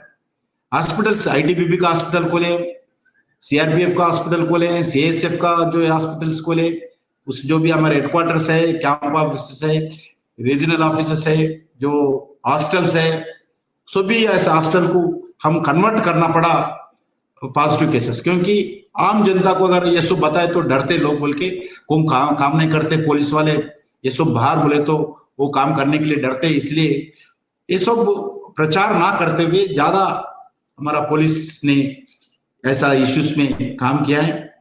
और अब वहां में तबलीग जमात के संदर्भ में पत्थरबाजी होता था, उनके एरिया में जो भी पॉजिटिव केसेस है देश में लाने के लिए प्रयास किए तो पुलिस के ऊपर, हेल्थ वर्कर्स के ऊपर, नर्सेस के ऊपर, आशा वर्कर्स के ऊपर अटैक करते थे लोग। वैसे समय पे भी पुलिस सामने जाना चाहिए। तबलीग जमातें जो मरकज के अंदर जाकर ढूंढ कर एक एक व्यक्ति को लाना, रिक्वेस्ट करना, हॉस्पिटल में ले जाना, ये सबके उनका सेलफोन चेक करना, उनका सेलफोन पूरा सैनिटाइज करना, ऑफिसेस सैनिटाइज करना, और रात में कर्फ्यू इंप्लीमेंट करना, ट्रैफिक रोकना, घरों पे बोर लोग ना आए उसका व्यवस्था करना, बैरिकेड्स लगाना, ये बहुत काम हमारा पुलिस डिपार्टमेंट ने, स्टेट पुलिस हो, हमारा सेंट्रल पुलिस हो, काम किया है। आज बॉम्बे में आज रिसेंटली महाराष्ट्र का मुख्यमंत्री हमारा पैरामिलिट्री का भी फोर्स हेल्प लगा है, पूछा है, हम दिया है। अभी बॉम्बे का जो स्टेट गवर्नमेंट का पुलिस थक गए, इसके कारण से हमारा पैरामिलिट्री पूरा जिम्मेदारी महाराष्ट्र में निभा रहे। ऐसे आईटीबीपी से लेकर बीएसएफ लेकर सीएसएफ लेकर सीआरपीएफ लेकर सभी लोगों को आज पॉजिटिव केसेस बहुत आए, फिर भी हमारा फोर्स कभी पीछे हटा नहीं, क्योंकि 24/7 ड्यूटी, 8 घंटे का ड्यूटी रहती थी। अभी 24 आवर्स लगातार, ना हॉलिडे है, ना घर है, ना परिवार है, सब छोड़कर आज पैरामिलिट्री कमिटमेंट के साथ, पुलिस और कमिटमेंट के साथ आज काम करे। पहली बार एक पॉजिटिव भी आया, कभी भी पुलिस को गालियां देते थे लोग, आज सभी लोग, अभी जितने पुलिस स्टेशन है खाना खिलाने का जिम्मेदारी लिया है, जितना पैरामिलिट्री है जम्मू कश्मीर से, कश्मीर में वैली से लेकर सभी जगह हमारा जितने भी पुलिस के लिए खाना पकते हैं, किचन से सभी जगह, अगर एक जगह अगर 1000 का किचन है, उस जगह 3000 का खाना पकाकर 1000 हमारा पुलिस वाला खाते थे, 2000 आजू बाजू लोगों को खिलाते थे। ऐसा अमित शाह जी निर्णय दिया है, सभी जगह जितने पैरामिलिट्री का जितने भी कैंप्स है, किचन है, सभी जगह भोजन पैकेज डिस्ट्रीब्यूशन करना। हमारा पैरामिलिट्री में जितने भी मेडिकल ऑफिसर्स रहते हैं, हमारा पैरामिलिट्री का हेल्थ देखते हुए आजू बाजू गाँव में जाकर हेल्थ चेकअप करवाना, हेल्थ चेकअप करना, लोगों का मेडिसिन बांटना, ऐसा काम। पहला तो हमारा को पीपी किट्स भी नहीं थे, बिना पीपी किट्स के रहते हुए मरकज के जाकर पॉजिटिव केसेस वालों को पकड़े बिना पीपी किट्स। ऐसे समय पे बहुत लोगों को जो तो हमारा पॉजिटिव केसेस आए। आज एक देश में एक अच्छे एक पॉजिटिव नेचर पुलिस के विषय पर, क्योंकि लगातार हम अमित शाह जी बोलते रहते हैं, उनका बच्चों का बर्थडे पे कभी नहीं जाता पुलिस वाले, उनका स्कूल्स में एनुअल डे फंक्शंस में कभी पुलिस वाले स्कूल में उनका बच्चों का एनुअल डे पे भी नहीं जा सकता। कोई फेस्टिवल होता है, फेस्टिवल में घर में नहीं रहते हैं। कोई रिलेशंस का शादी होते हैं, रिलेशन का शादी नहीं रहते हैं। कभी लंच के समय पे कभी घर पे जाके खाना नहीं खाते हैं, टिफिन बॉक्स हो, नहीं तो हमारा पैरामिलिट्री तो सवाल ही नहीं है, घर पे बाहर रहते हैं। इवन लोकल पुलिस भी कभी लंच बॉक्स लेके आ आते हैं पुलिस स्टेशन में, नहीं तो जिधर ड्यूटी है उधर ही खा लेते हैं। उनका बच्चे का कोई देखभाल भी ठीक तरह से देखते नहीं। ऐसे पुलिस एक देश भर में एक उनके ऊपर एक दृष्टिकोण है, ये पुलिस वाला पूरा भ्रष्टाचार है, ये पुलिस पूरा जनता के खिलाफ है। मगर पुलिस में अगर काम करे तो मालूम पड़ता है पुलिस कितना मेहनत भी करते हैं। कुछ लोग ऐसा भी है गलत करते हैं, पूरा ऐसा 100% ठीक है पुलिस ऐसा नहीं बोल सकते, मगर 90% पुलिस हार्ड वर्कर्स भी है, 90% पुलिस डेडिकेट के साथ काम कर रहे हैं। जो यंग आईपीएस ऑफिसर है आज देश भर में एसपीस रहकर जितने अच्छे काम कर रहे हैं देश भर में, लॉकडाउन पूरा अमल करने में पुलिस पूरा जिम्मेदारी लगाया, ट्रैफिक कंट्रोल करना जिम्मेदारी लगाया, घर से बाहर ना आए पुलिस का जिम्मेदारी है। अभी आप बोले थे, अभी जो साइक्लोन है, सुपर साइक्लोन है वेस्ट बंगाल में, उड़ीसा में, हमारे पूरे डिजास्टर मैनेजमेंट के जो फोर्स है, एनडीआरएफ के फोर्स है, स्टेट पुलिस से मिलकर काम किया है। अभी अब विशाखापट्टनम में एक केमिकल का लीक हुआ है, गैस लीक हुआ है, उसमें भी जाकर हमारा पुलिस सबसे ज्यादा, हमारा सेंट्रल डिजास्टर मैनेजमेंट का डीआरएफ का फोर्स पहले जाए। आज भी पहले से हमारा प्लानिंग मालूम हो गया। अमित शाह जी के नेतृत्व में प्रधानमंत्री जैसा साइक्लोन होने वाला है, पहला मीटिंग हुआ है, दूसरा मीटिंग हमारा होम मिनिस्टर का मीटिंग है, प्राइम मिनिस्टर लगातार एवरीडे मॉनिटरिंग कर रहे हैं। पहले जाकर अगर फोर फ्रंट में अगर कोई है, हमारा डिजास्टर मैनेजमेंट का फोर्स उधर खड़ा है और आज लेटेस्ट इक्विपमेंट पूरे तरह उनका ट्रेनिंग है। हम लगातार मॉनिटरिंग करते हैं, 24 आवर्स जो 364 डेज रेडी रहते हैं। कभी भी किधर भी डिजास्टर का सिचुएशन आए, जो भी घर, एक बड़ा घर गिर गया, नहीं तो बड़ा ट्री गिर गया, केमिकल लीक हो गया, साइक्लोन आया, कोई बड़ा एक्सीडेंट हुआ, ऐसा जिधर भी जो भी समस्या है, हमारा फोर्स अलग अलग देश में अलग अलग जगह में है। डिजास्टर मैनेजमेंट फोर्स डीआरएफ का वो सभी लोग काम कर रहे हैं। वो फोर्स आज भी साइक्लोन में फोर फ्रंट में रहकर काम कर रहे हैं। जितना आज बड़ा साइक्लोन आने के बाद भी जो कैजुअलिटी है बहुत कम है। कारण पहले से भारत सरकार हो, हमारा डिजास्टर मैनेजमेंट का फोर्स हो, ये सब लोग ठीक तरीके से काम किया है। इसके कारण से कैजुअलिटी बहुत कम हुआ है। प्रॉपर्टी तो हमारे हाथ में नहीं है, मगर जितना हो सकता है एवैक्यूएशन, लोगों को उस एरिया से लाखों लोगों को एवैक्यूएशन करने का निर्णय स्टेट एडमिनिस्ट्रेशन से मिलकर, स्टेट पुलिस से मिलकर, सेंट्रल गवर्नमेंट के हमारा डिजास्टर मैनेजमेंट का फोर्स काम किया है।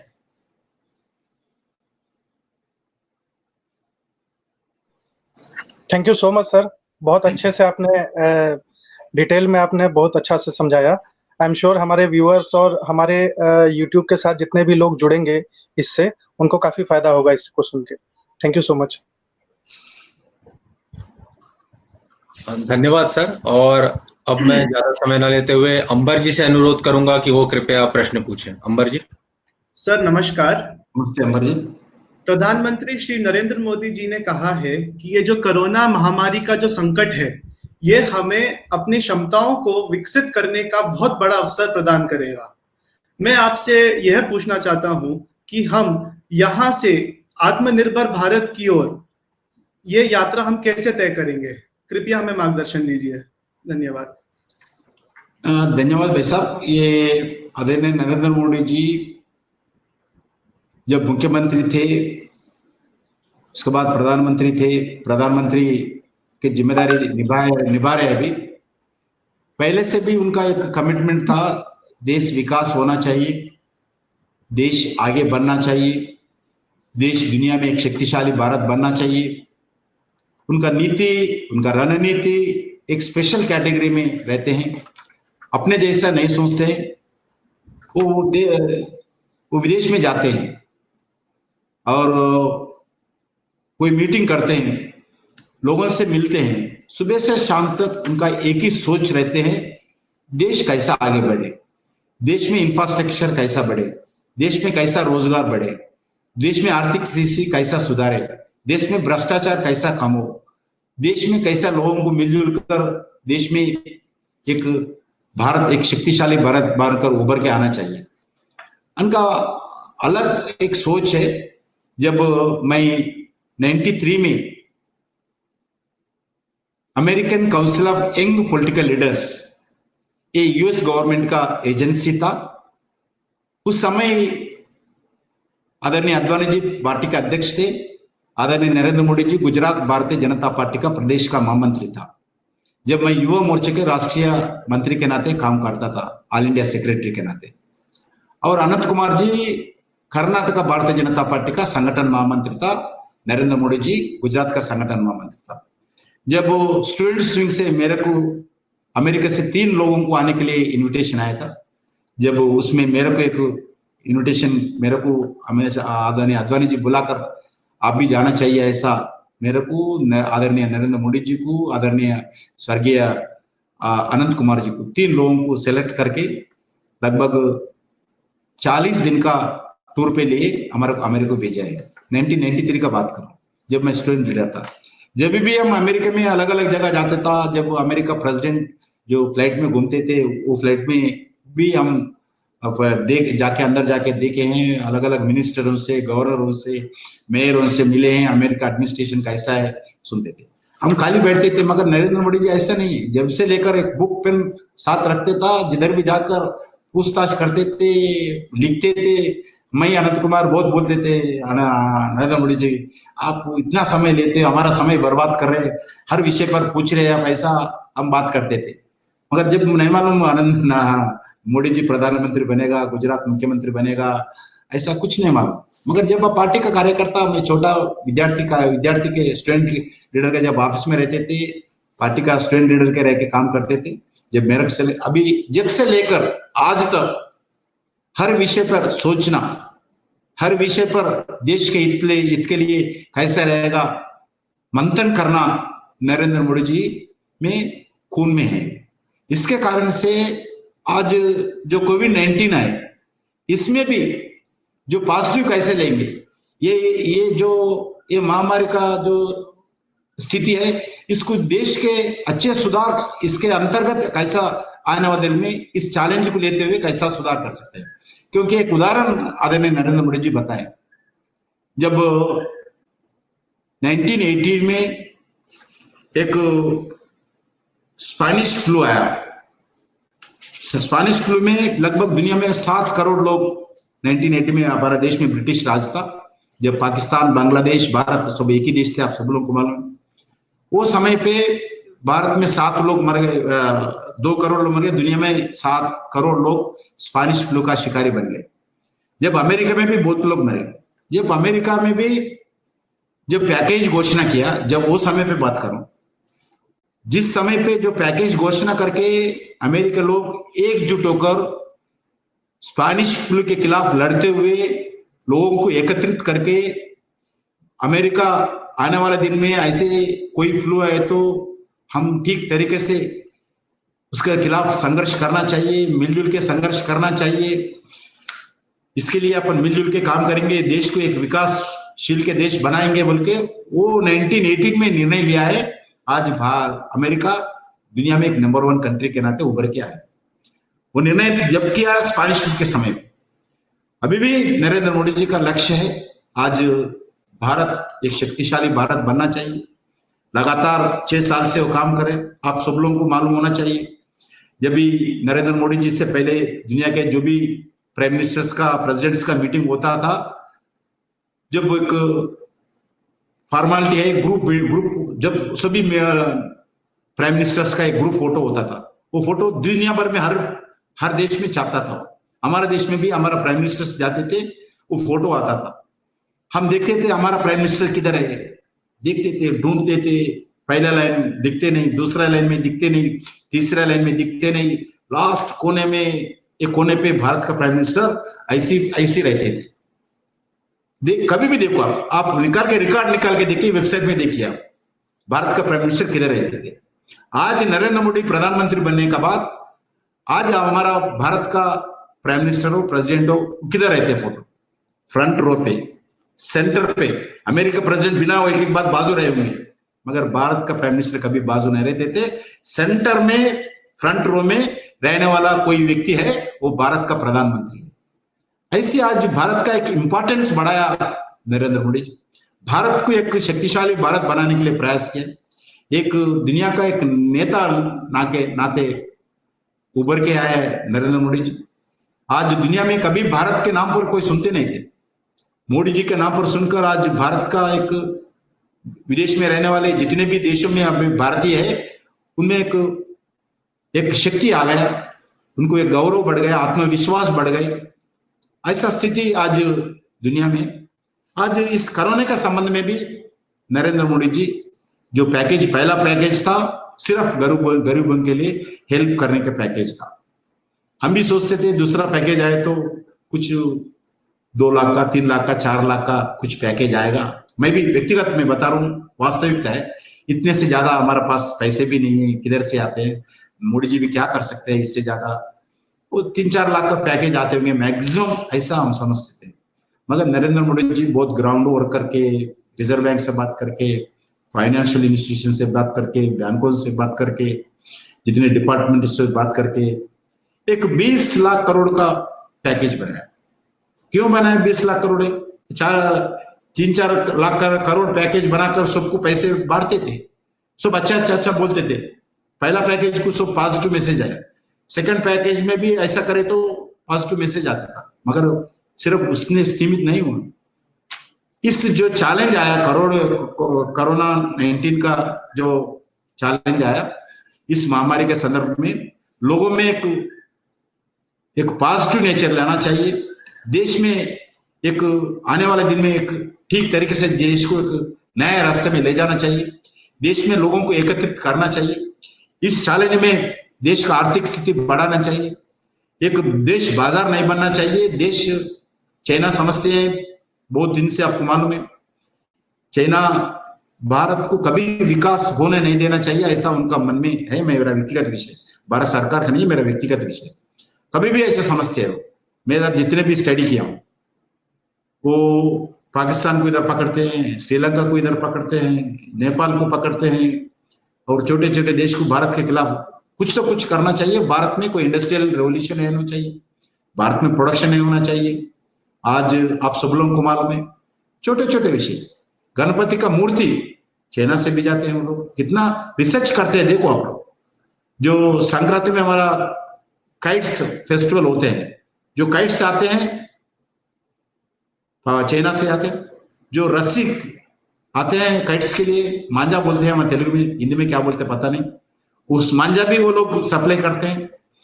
उसको जो चरखा बोलते हैं, उसको रस्सी लगाने का, वो चरखा भी चाइना से आते हैं।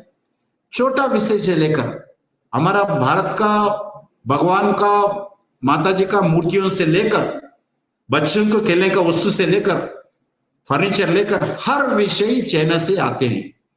क्यों चाइना? क्यों समझते हैं? उनका पास प्रोडक्शन है,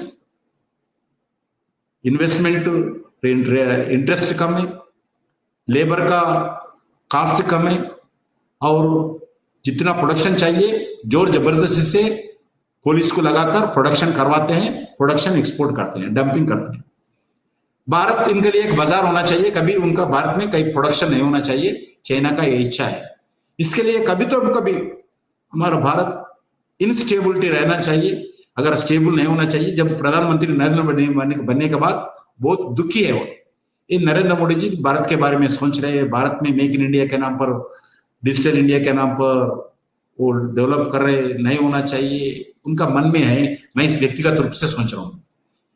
ये विषय देखते हुए आने वाले दिन में आज दिन नरेंद्र मोदी जी का एक ही है, हम बाजार बनकर नहीं रहेंगे, हम विदेशों का बाजार को एक्सप्लॉइट करेंगे। विदेशों को जितने भी इक्विपमेंट्स है, इक्विपमेंट को हम आने वाले दिन में एक्सपोर्ट करेंगे। अभी डिफेंस है, कुछ लोग पूछ रहे हैं अरे डिफेंस में 72% इन्वेस्टमेंट कैसा ला रहे हैं, ये बहुत गलत है, डिफेंस का सीक्रेट चले जाएगा, विदेशों का कंपनी इधर कैसा है। मैं पूछना चाहता हूं, विदेशों में जो असेंबलिंग होते हैं, AK-47 हो, बुलेट प्रूफ जैकेट हो, राइफल हो, रिवॉल्वर हो, जो भी होगा, जितने भी मिलिट्री का इक्विपमेंट है, विदेशी आते हैं। किधर असेंबलिंग होता पता नहीं, उनके पीछे कौन है पता नहीं। वो विदेशी आए सो इक्विपमेंट भारत के सेना यूज कर सकते हैं। भारत में आने के बाद भारत के नौजवानों के द्वारा भारत में रहने वाले जगह में, भारत में कंपनी में असेंबलिंग होके वो प्रोडक्ट से डिफरेंस देने तो खतरा है।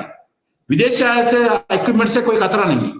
भारत में आने के बाद, भारत में इन्वेस्टमेंट करने के बाद, भारत के नौजवान उस डिफेंस फैक्ट्री में काम करके, उस प्रोडक्शन को तैयार करके, उस इक्विपमेंट को तैयार करके वो सेना के हाथ में दे तो वो तकलीफ है लोगों। सोचिए आप लोग, ऐसा नरेंद्र मोदी जी जब अभी 40,000 crore every year medical equipment हम इंपोर्ट करते हैं, मेडिकल इक्विपमेंट हो, डिफेंस इक्विपमेंट हो, जो भी हो, हम कभी विदेशों से कम करना चाहिए, भारत में प्रोडक्शन करना चाहिए। क्योंकि भारत का जितना पॉपुलेशन है, मैं बताया पूरे यूरोप कंट्रीज, अमेरिका जैसा, यूके जैसा सभी कंट्रीज का पॉपुलेशन से ज्यादा पॉपुलेशन हमारे पास है। हमारे को विदेशों में एम्प्लॉयमेंट नहीं मिलता, अभी 2 लाख, 3 लाख, 4 लाख, 10 लाख, 20 लाख, मगर हमारे पास करोड़ों लोग हैं। इसलिए भारत जब तक मेक इन इंडिया के नाम पर भारत में, अभी यूपी के, बिहार के लोग क्यों गए, बहुत लोग माइग्रेंट बनकर, कारण गरीबी, कारण कोई फैक्ट्री नहीं है, प्रॉपर इंडस्ट्रियलाइजेशन भारत में नहीं हुआ। भारत में ठीक तरीके से एग्रीकल्चर पूरा तरीके से डेवलपमेंट नहीं हुआ है, भारत में ब्लू रेवोल्यूशन नहीं हुआ है। इसके कारण से लोगों को काम के लिए, रोजगार के लिए अलग अलग जिधर भी रोजगार मिलता है करोड़ों लोग जा रहे हैं। ये भारत का स्थिति है, वास्तविकता है। इसको बदलाव करने के लिए नरेंद्र मोदी जी बहुत सालों से प्रयास किया है। जो भी देश जाते हैं ऐसा घूमने के लिए नहीं जाते हैं। नरेंद्र मोदी जी जो सबके जैसा नहीं है। आज कोई देश में स्वीडन गया, नहीं तो इटली गया, नहीं तो जापान गया, उनके पीछे एक मकसद रहता है, उनके पीछे एक एजेंडा रहता है, उनके पीछे एक मिशन रहते हैं। जितने भी देश घूमते हैं ऐसा एक समय भी बर्बाद नहीं करते। समय हर समय पर एक सोच है, हर टूर पे एक मिशन है, हर विषय पर देखते रहते हैं। इसके लिए नरेंद्र मोदी जी अच्छे आने वाले दिन में ये देश इंडस्ट्रियलाइजेशन से ठीक हो, एग्रीकल्चर में ठीक होना चाहिए, और दूसरा जो मैन्युफैक्चरिंग में ठीक होना चाहिए। इसी दृष्टिकोण से आज विदेशों पे, अलग अलग देशों पे गए, देशों से आके प्रयास किया है इन्वेस्टमेंट लाने के लिए। मगर इसके बीच में कोविड आया, कोविड को भी हमारा पॉजिटिव लेकर काम करना चाहिए। इसके लिए अलग अलग कार्यक्रम निर्णय किया है। ये निर्णय करते हुए लोगों को स्वयं मैसेज दिया है, और मेरे ख्याल से जो पैकेज है आत्मनिर्भर भारत, सही समय पर और सही पैकेज भारत की जनता के सामने लगाए हैं। जो कठिन परिस्थिति में आज देश है, बहुत लोग जॉब लूज हो जाएगा, बहुत लोगों का बिजनेस डाउन हो जाएगा, और बहुत फैक्ट्रीज बंद होगा, ऐसा एक देश भर में चर्चा है, डर भी है, कुछ वास्तविकता भी है। मैं भी सभी लोगों से बात कर रहा हूँ, सर्विस सेक्टर इफेक्ट होगा। इसमें आने वाले दिन में जो भारत में रहने वाले नौजवानों को कैसा रोजगार देना चाहिए, उनका कैसा स्किल डेवलपमेंट करना चाहिए विदेशों से, क्योंकि दुनिया में एक ये आत्मनिर्भरता पैकेज आने के लिए भी एक उदाहरण भी है। कुछ कंट्रीज में जितने भी अभी तक एक इन्वेस्टमेंट किया है बहुत देशों से, उस कंट्री से बहुत लोग वापस जाना चाहते हैं, उसका इन्वेस्टमेंट्स विड्रा करना चाहते हैं, उनका एक्टिविटी विड्रा करना चाहते हैं। वो लोग विड्रा करने के बाद किधर जाएगा? वो लोग वियतनाम जाना है, नहीं तो भारत आना चाहिए। भारत जैसा देश उनके लिए इधर का एनवायरनमेंट हो, इधर का वर्क सिस्टम हो, इधर का वर्क फोर्स हो, इधर का सरकार हो, इधर का राजनीति हो, इधर का प्रधानमंत्री हो, एक फ्रेंडली कंट्री के जैसा सब लोगों को दिखते हैं। इसके दृष्टि से ये जो कुछ लोग, कुछ कंट्रीज या कुछ कंपनीज, उनका जितने भी इन्वेस्टमेंट्स है वो विड्रा करे तो किधर जाएगा वो लोग? ये समय पे भी उनके सामने भारत की तरफ से एक पॉजिटिव मैसेज दुनिया भर जाना चाहिए, लोगों को भी एक पॉजिटिव मैसेज जाना चाहिए। एक मैसेज आकर आने वाले दिन में सभी लोग भारत में आना चाहिए। इसी दृष्टिकोण से आज ये आत्मनिर्भरता भारत पैकेज का घोषणा किया है। मेरा दृष्टिकोण में ये पैकेज बहुत महत्वपूर्ण पैकेज है। आने वाले दिन में हर कोने, हर एंगल पे, एमएसएमई के एंगल पे भी, एग्रीकल्चर के एंगल पर भी, और आपको मालूम है अभी जो माइग्रेंट लेबर है, माइग्रेंट लेबर के लिए अभी 1 लाख करोड़ रुपए है मनरेगा के अंदर। अप्रैल में जो बजट, मार्च में जो बजट पास हुआ उसमें 61,000 करोड़ का अलॉटमेंट किया, वो पैसे ऐसे। अभी नया उसको जोड़े हैं 40,000 करोड़। अभी वो 1,01,000 करोड़ खाली मनरेगा के लिए, जो माइग्रेंट लेबर जॉब छोड़कर, काम छोड़कर जो गांव में गए, उनके खाने के लिए भी हो, उनके रोजगार देने के लिए भी मनरेगा है।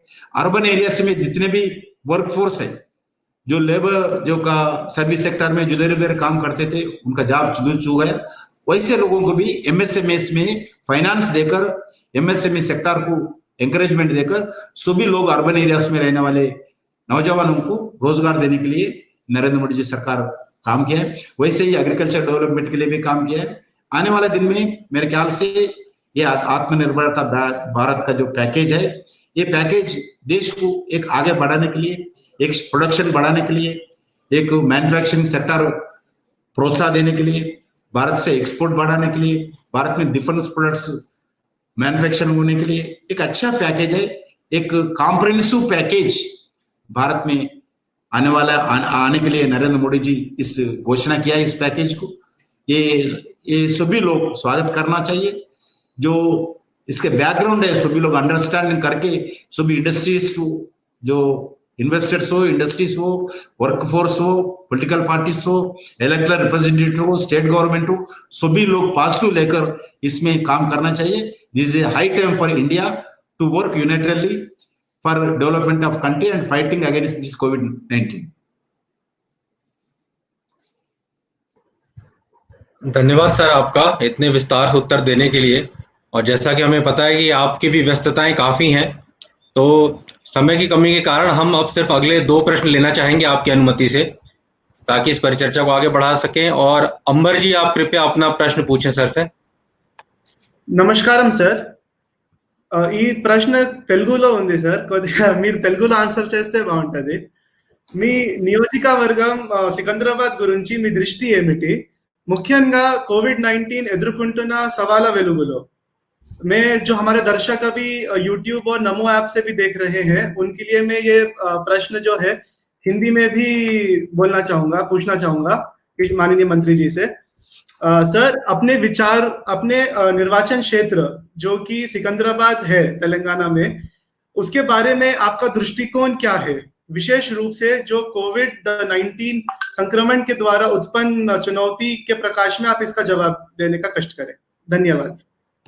मेरा सिकंदराबाद कॉन्स्टिट्यूंसी वो तेलंगाना का स्टेट कैपिटल है। हैदराबाद में रहते हैं। हैदराबाद में 2 पार्लियामेंट का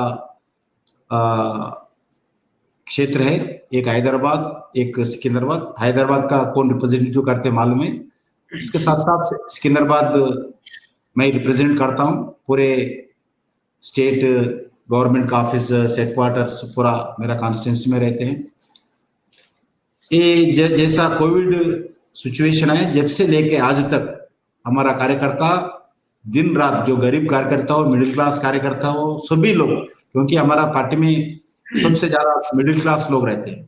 आजकल स्लम्स में रहने वाला कार्यकर्ता भी, गरीब लोग कार्यकर्ता भी बहुत एक्टिव बने हैं नरेंद्र मोदी जी प्रधानमंत्री बनने के बाद।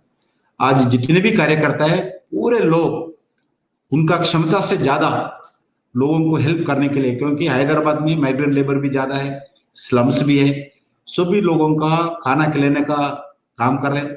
अच्छे जो रूलिंग पार्टी है टीआरएस पार्टी से ज्यादा, टीआरएस पार्टी सरकार का प्रोग्राम इंप्लीमेंट कर रहे हैं। सरकार का जो चावल देते हैं उसके सामने खड़ा होकर जा रहे हैं। मगर हमारा कार्यकर्ता घर में पकाकर, आदरणीय नड्डा जी ने एक अपील दिया है, आपके घर में 2 लोग हैं, आपको 2 लोगों के साथ और 3 लोगों का, 4 लोगों का पका के आप 2 लोग खाइए और 4 लोगों को बाजू खिलाइए। ये अच्छे अपील हुआ है। हमारे कार्यकर्ता बहुत अच्छे काम कर रहे हैं, लगातार ग्रासरी डिस्ट्रीब्यूट कर रहे हैं, फूड पैकेट डिस्ट्रीब्यूशन कर रहे हैं। मैं हमारे कॉन्स्टिट्यूंसी में हेल्थ एक्टिविटी की भी ठीक तरीके से सभी लोगों को टेलीमेडिसिन का सिस्टम भी इंट्रोड्यूस किया पार्टी की तरफ से। और हमारा जो लैब्स है सेंट्रल गवर्नमेंट से, जो लैब्स है वो लैब्स भी लगभग 11 लैब्स तेलंगाना में ओपन करने के लिए निर्णय करके भारत सरकार से बात करके कोविड टेस्ट लैब्स भी ओपन किया है। एक ईएसआई हॉस्पिटल सेंट्रल गवर्नमेंट का एक ही पहला मोबाइल कोविड-19 टेस्ट लैब, मोबाइल लैब देश में अगर पहले मेरा कॉन्स्टिट्यूंसी में प्रारंभ किया हूँ। लगातार मॉनिटरिंग करता हूँ, कार्यकर्ताओं से वीडियो कॉन्फ्रेंस करता हूँ, हर असेंबली कॉन्स्टिट्यूंसी से, हर पोलिंग बूथ के कार्यकर्ताओं, जो गरीब है, गरीब कार्यकर्ताओं के लिए कुछ ग्रासरी भेजना है। लोगों के साथ साथ हमारा पार्टी के कार्यकर्ता कोई जाकर क्यू पे जाकर कोई लेता नहीं, भूखा रहेंगे मगर ऐसा कहीं नहीं करेंगे। इसके लिए हमारा कार्यकर्ताओं को भी, जो गरीब कार्यकर्ता है उनको भी देखभाल करने के लिए मेरा तरफ से भी, और कार्यकर्ताओं घरों पे कुछ चावल भी जाना, क्योंकि उनका दूसरा काम ही नहीं रहता, सुबह से लेके पार्टी पार्टी पार्टी। वैसे कार्यकर्ताओं का नाम देकर हर बूथ में 3 लोगों का, 4 लोगों का नाम लेकर नाम तय कर उनके घरों पे भी कुछ ग्रासरी भिजाना चाहिए। लोगों को, आम जनता में डिस्ट्रीब्यूट करते रहते हैं। उसके साथ साथ कार्यकर्ताओं की देखभाल करने का भी निर्णय किया है। सरकार से लगातार मॉनिटरिंग करते हैं, डिस्ट्रिक्ट कलेक्टर से मॉनिटरिंग करते हैं, म्युनिसिपल कमिश्नर से मॉनिटरिंग करते हैं, डीजीपी से मॉनिटरिंग करते हैं, जो भी समस्या है। क्योंकि हैदराबाद में भी हर दिन 40 से लेके 50 तक पॉजिटिव केसेस अभी भी बढ़ रहे हैं। इसलिए हैदराबाद भी एक पॉजिटिव केसेस का रोज बढ़ने के कारण हमारा कॉन्स्टिट्यूंसी में ज्यादा आ रहा है। उसमें भी सबसे ज्यादा केसेस कोविड-19 का जो हैदराबाद में केसेस आया उसमें ज्यादा तबलीग जमात के केस, मरकज केसेस ही ज्यादा है। इसी दृष्टिकोण से जितने भी काम होता है हम लगातार मॉनिटरिंग करें। हम क्योंकि ज्यादा समय इधर कंट्रोल रूम में रहने के कारण, फ्लाइट्स न रहने के कारण, कोई चार्टर फ्लाइट ना जाने के कारण, कोई ट्रेन न रहने के कारण मैं नहीं गया हूँ। मगर मैं इधर एवरी डे 4-5 घंटे समय मैं जो कंट्रोल में रहते हुए हर दिन मेरा कार्यकर्ताओं से बात करना, लोगों से बात करना, वीडियो कॉन्फ्रेंस करना, टेली कॉन्फ्रेंस करना, इक्विपमेंट्स तैयार करवाना, लोगों को पहुंचवाना, ये काम मैं लगातार मॉनिटरिंग कर रहा हूँ। और हैदराबाद में भी थोड़ा ये आने वाले दिन में कोविड के लिए कैसा करना चाहिए भारत सरकार भी सोच रहे। मैं कोविड-19 में जितने भी मैं आपको बताना चाहता हूं 80% कोविड-19 पॉजिटिव केसेस 5 प्रांतों में है। अभी तक 5 प्रांतों में टोटल 95% केसेस 10 स्टेट्स में है। और जो 80% केसेस 5 स्टेट्स में, 80% 95% वो 5 स्टेट महाराष्ट्र, गुजरात, मध्य प्रदेश, वेस्ट बंगाल, दिल्ली मिलकर 80% केसेस है। 95% केसेस 10 प्रांतों में, वो Maharashtra, Gujarat, Madhya Pradesh, waste Bengal, Delhi, Rajasthan, Uttar Pradesh, Tamil Nadu, Andhra Pradesh, Karnataka. Nearly 60% cases 5 महानगर में है, 5 सिटीज में 60% केसेस, वो मुंबई, अहमदाबाद, पुणे, दिल्ली, कलकत्ता। ये 60% केसेस एक ही 5 शहर में है। अराउंड 70% केसेस 10 सिटीज में, पूरा देश भर में भी अगर सिटीज का निकाल के केसेस कितने हैं बोल तो देश भर में जितने केसेस है वो 70% केसेस 10 स्टेट्स में, वो मुंबई, अहमदाबाद, पुणे, दिल्ली, कलकत्ता, थाने, जयपुर, चेन्नई, सूरत, ऐसा स्थिति है कोविड-19 का। हैदराबाद में भी पॉजिटिव केसेस है। मरकज के कारण हमारा तेलंगाना सरकार आज मजलिस पे के पार्टी के साथ समझौता करके ये मरकज का जितने भी केसेस है पूरा टेस्ट कम कर रहे हैं। अभी शेखर गुप्ता जी वो प्रमुख जर्नलिस्ट भी स्टेटमेंट दिया है तेलंगाना का सरकार के बारे में, टेस्ट नहीं कर रहे, पूरे टेस्ट बंद किया है पूरे। ये भी चल रहे हैं। मैं बातचीत कर रहा हूँ, कल हेल्थ मिनिस्टर आदरणीय हर्षवर्धन जी से मिलकर बात भी किया हूँ। हमारा सिकंदराबाद कॉन्स्टिट्यूंसी में लगातार जनता से संपर्क करता हूँ, क्योंकि जरा संसद बनने के बाद, मिनिस्टर बनने के बाद, ये कोविड आने के बाद मैं इधर ही रहने के कारण थोड़ा मैं दुखी हूँ, मगर मैं देश का सेवा कर रहा हूँ, इसलिए एक सेटिस्फैक्शन भी है।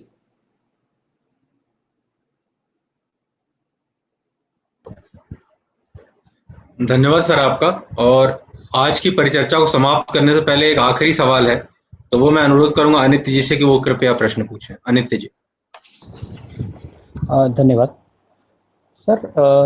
कोविड से लड़ने में सरकार पूरी तरह से लगी हुई है, जनता भी साथ दे रही है, पर इसमें देखा गया है कि कुछ राजनीतिक दल, कुछ ग्रुप्स जो हैं वो इस पे बहुत ही गंदी राजनीति कर रहे हैं। आप इसे कैसे देखते हैं और उन लोगों को आपका क्या मैसेज होगा? ये बहुत दुख की बात है, क्योंकि ऐसे एक महामारी दुनिया का, सिर्फ भारत का नहीं है, दुनिया में भी है।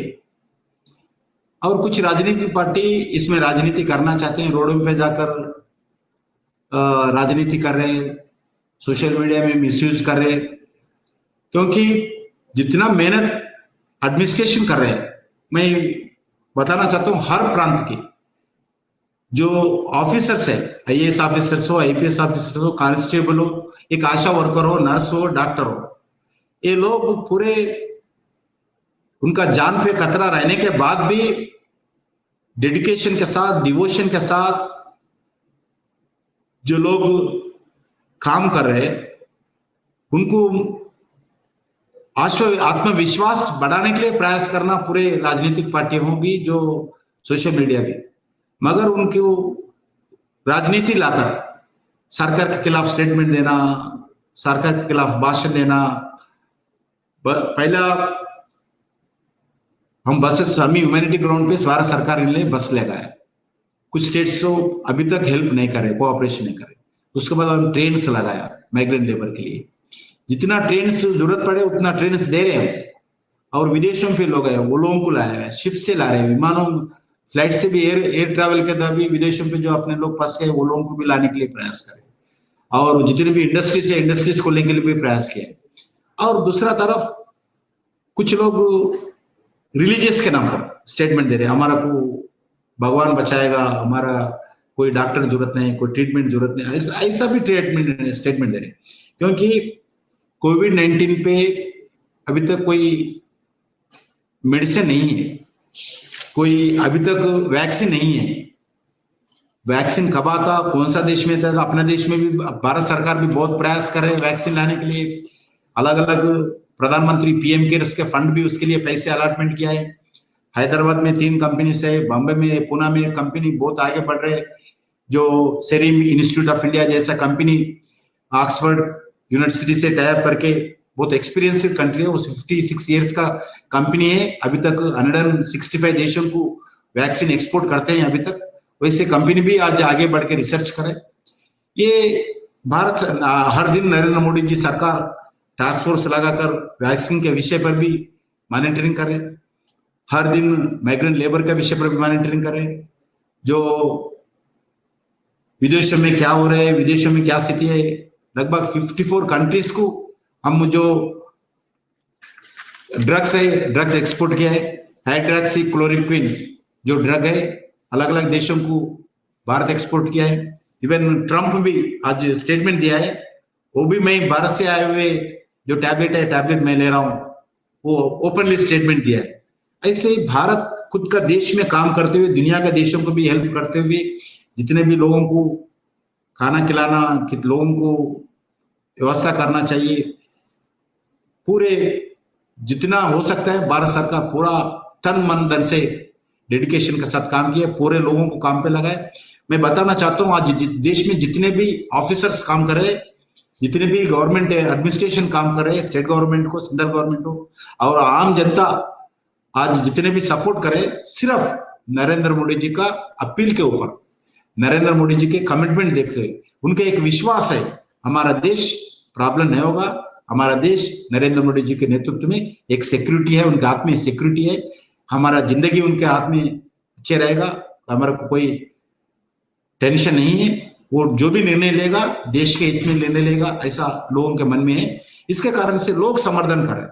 मगर राजनीति के पार्टी कुछ राजनीति करने के लिए प्रयास करे, हर विषय में, बसेस का विषय पर भी हो, नहीं तो मरकज के विषय पर भी हो, तबलीग जमात के विषय पर भी हो, और पैकेज के विषय पर भी हो, हर विषय पर वो लोग गलत प्रचार करें। मगर मैं आप लोगों को बताना चाहता हूं, आम जनता, देश के जनता, कोई ऐसे जो गलत प्रचार कर रहे इस विषय पर कोई देखने वाला नहीं। आज जितने भी माइग्रेंट लेबर जा रहे, एक व्यक्ति, टीवी वाले नहीं तो चैनल वाले कैमरा लगाकर बार बार पूछ रहे, मगर आज तक एक व्यक्ति भी, सिंगल पर्सन, जितने तकलीफ रहने के बाद भी नरेंद्र मोदी जी के खिलाफ एक स्टेटमेंट एक व्यक्ति भी नहीं दिया। कारण नरेंद्र मोदी जी जो काम करते हैं, गरीबों के लिए काम करते हैं, देश के लिए काम करते हैं, देश के हित के लिए काम करते हैं। उनको मालूम है, उनका नरेंद्र मोदी जी के अपील पर इतने लोग 1 महीने 1.5 महीने रोके हैं। लास्टली जो नरेंद्र मोदी जी सरकार, उनके बोलने के बाद भी कुछ लोग रोड के ऊपर जा रहे हैं, क्योंकि एक इमोशनल अटैचमेंट के कारण जा रहे हैं, मगर सरकार के खिलाफ नहीं जा रहे। इसलिए मैं बताना चाहता हूं, जो आज कोरोना का 19 में जो महामारी के खिलाफ जो लड़ रहे, इसका कोविड-19 के संबंध में ठीक तरीके से भारत सरकार काम करे। जो भी जितने भी हमारे खिलाफ स्टेटमेंट दे रहे, जनता कोई स्टेटमेंट को मानने को तैयार नहीं है। जितने भी गलत प्रचार करे, कोई गलत प्रचार को मानने नहीं। पूरे आज पहली बार जितने भी संगीत कलाकार है, जितने भी सिनेमा एक्टर्स है, जितने भी स्पोर्ट्समैन है, जितने भी पद्मा अवार्डीज है, सभी लोग आज मोदी जी के नेतृत्व में आगे काम करने के लिए तैयार है। अपने अपने लेवल पे वो भी प्रयास कर रहे हैं, सोशल मीडिया के द्वारा गाना गा के कर रहे हैं, अपील लेके कर रहे हैं। ये कभी नहीं हुआ भारत में, इतने लोगों का अपील, इतने लोगों का एकत्रित होना, इतने लोग आज भारत जैसे 130 करोड़ जनता के बीच में लोगों को एकजुट बनाना, इसके कोविड-19 के खिलाफ, कोरोना महामारी के खिलाफ लड़ने के लिए सभी लोग आगे आना, ये छोटे बात नहीं है। जो नरेंद्र मोदी जी, अमित शाह जी बोलते हैं, जो भी स्टेटमेंट देते हैं उनके ऊपर छोड़ दीजिए, उनके मन के ऊपर छोड़ दीजिए। उनके लिए कोई हमारा को बोले जब तक कोविड खत्म नहीं होता आप लोग कोई राजनीतिक विषय पर बात नहीं करना चाहिए, सभी लोग मिलजुल के काम करेंगे। जो हमारे खिलाफ बोले हैं वो भी हमारा भाई है, जो हमारा समर्थन बोल रहे हैं वो भी हमारा भाई है, हमारा ही देश का जनता है। इसलिए जो भी हमारे खिलाफ भाषण देते हैं वो भी हमारा आशीर्वाद बनकर आगे बढ़ेंगे, ऐसा आदरणीय नरेंद्र मोदी जी का अपील है। इसलिए जो भी खिलाफ स्टेटमेंट दे रहे हम कोई गलत नहीं समझ रहे। अल्टीमेटली भारत के जनता मालूम है कौन क्या है, नरेंद्र मोदी जी क्या है, नरेंद्र मोदी जी का सरकार कैसे काम कर रहे, सभी व्यक्तियों को मालूम है, सभी लोगों को मालूम है, सभी लोग समझते हैं। ऐसे नहीं है कोई नहीं समझते, सिर्फ वो ये व्यक्ति बोलने से समय, सभी लोग कौन क्या है सभी लोग समझते हैं, बहुत जागृत है जनता। इसलिए हमारे लिए कोई चिंता की बात नहीं। मगर मैं सभी लोगों से अपील करना चाहता हूँ, ऐसे क्राइसिस समय पर, एक आपातकाल समय पर सभी लोग एकजुट होकर काम करना चाहिए। भारत में जो भी गरीब है, गरीब को सेवा करना चाहिए। भारत में जो नौजवान है रोजगार देना चाहिए। भारत को एक शक्तिशाली भारत बनाने के लिए सभी एकजुट होना चाहिए। आम जनता से, सभी राजनीतिक पार्टियों से आपके द्वारा मैं यही विनती करता हूं इस समय पर। धन्यवाद सर। धन्यवाद सर आपका बहुत बहुत कि आपने अपने अति महत्वपूर्ण और व्यस्त समय में से हमारे लिए भी समय निकाला, और हम पूरी टीम की तरफ से एक बार आपका फिर से बहुत बहुत आभार व्यक्त करते हैं। और इससे एक दृढ़ निश्चय और दृढ़ विश्वास एक बार फिर से हमारा पक्का हो जाता है कि माननीय प्रधानमंत्री जी के नेतृत्व में गृह मंत्रालय हो या बाकी सारे मंत्रालय हो, वो एक भारत को एक बेहतर भविष्य के लिए और इस महामारी से उभरने के लिए कार्य कर रहे हैं। और इसी के साथ ही मैं सभी मेहमानों के साथ साथ आपका बहुत बहुत धन्यवाद देना चाहूंगा सर। नमस्कार। नमस्ते, मैं साउथ से आता हूँ, हिंदी बोलने में थोड़ा कठिनाई है, जितने भी अगर गलत शब्द यूज किया है वो पॉजिटिव लेके आशीर्वाद देना चाहिए, क्षमा चाहता हूँ। सर आपके सभी शब्द सकारात्मक थे और प्रेरणादायी, जो आपने अपना राजनीतिक जीवन भी बताया वो भी हम सभी के लिए प्रेरणा है। आपका एक बार फिर से बहुत बहुत धन्यवाद सर। Thank you.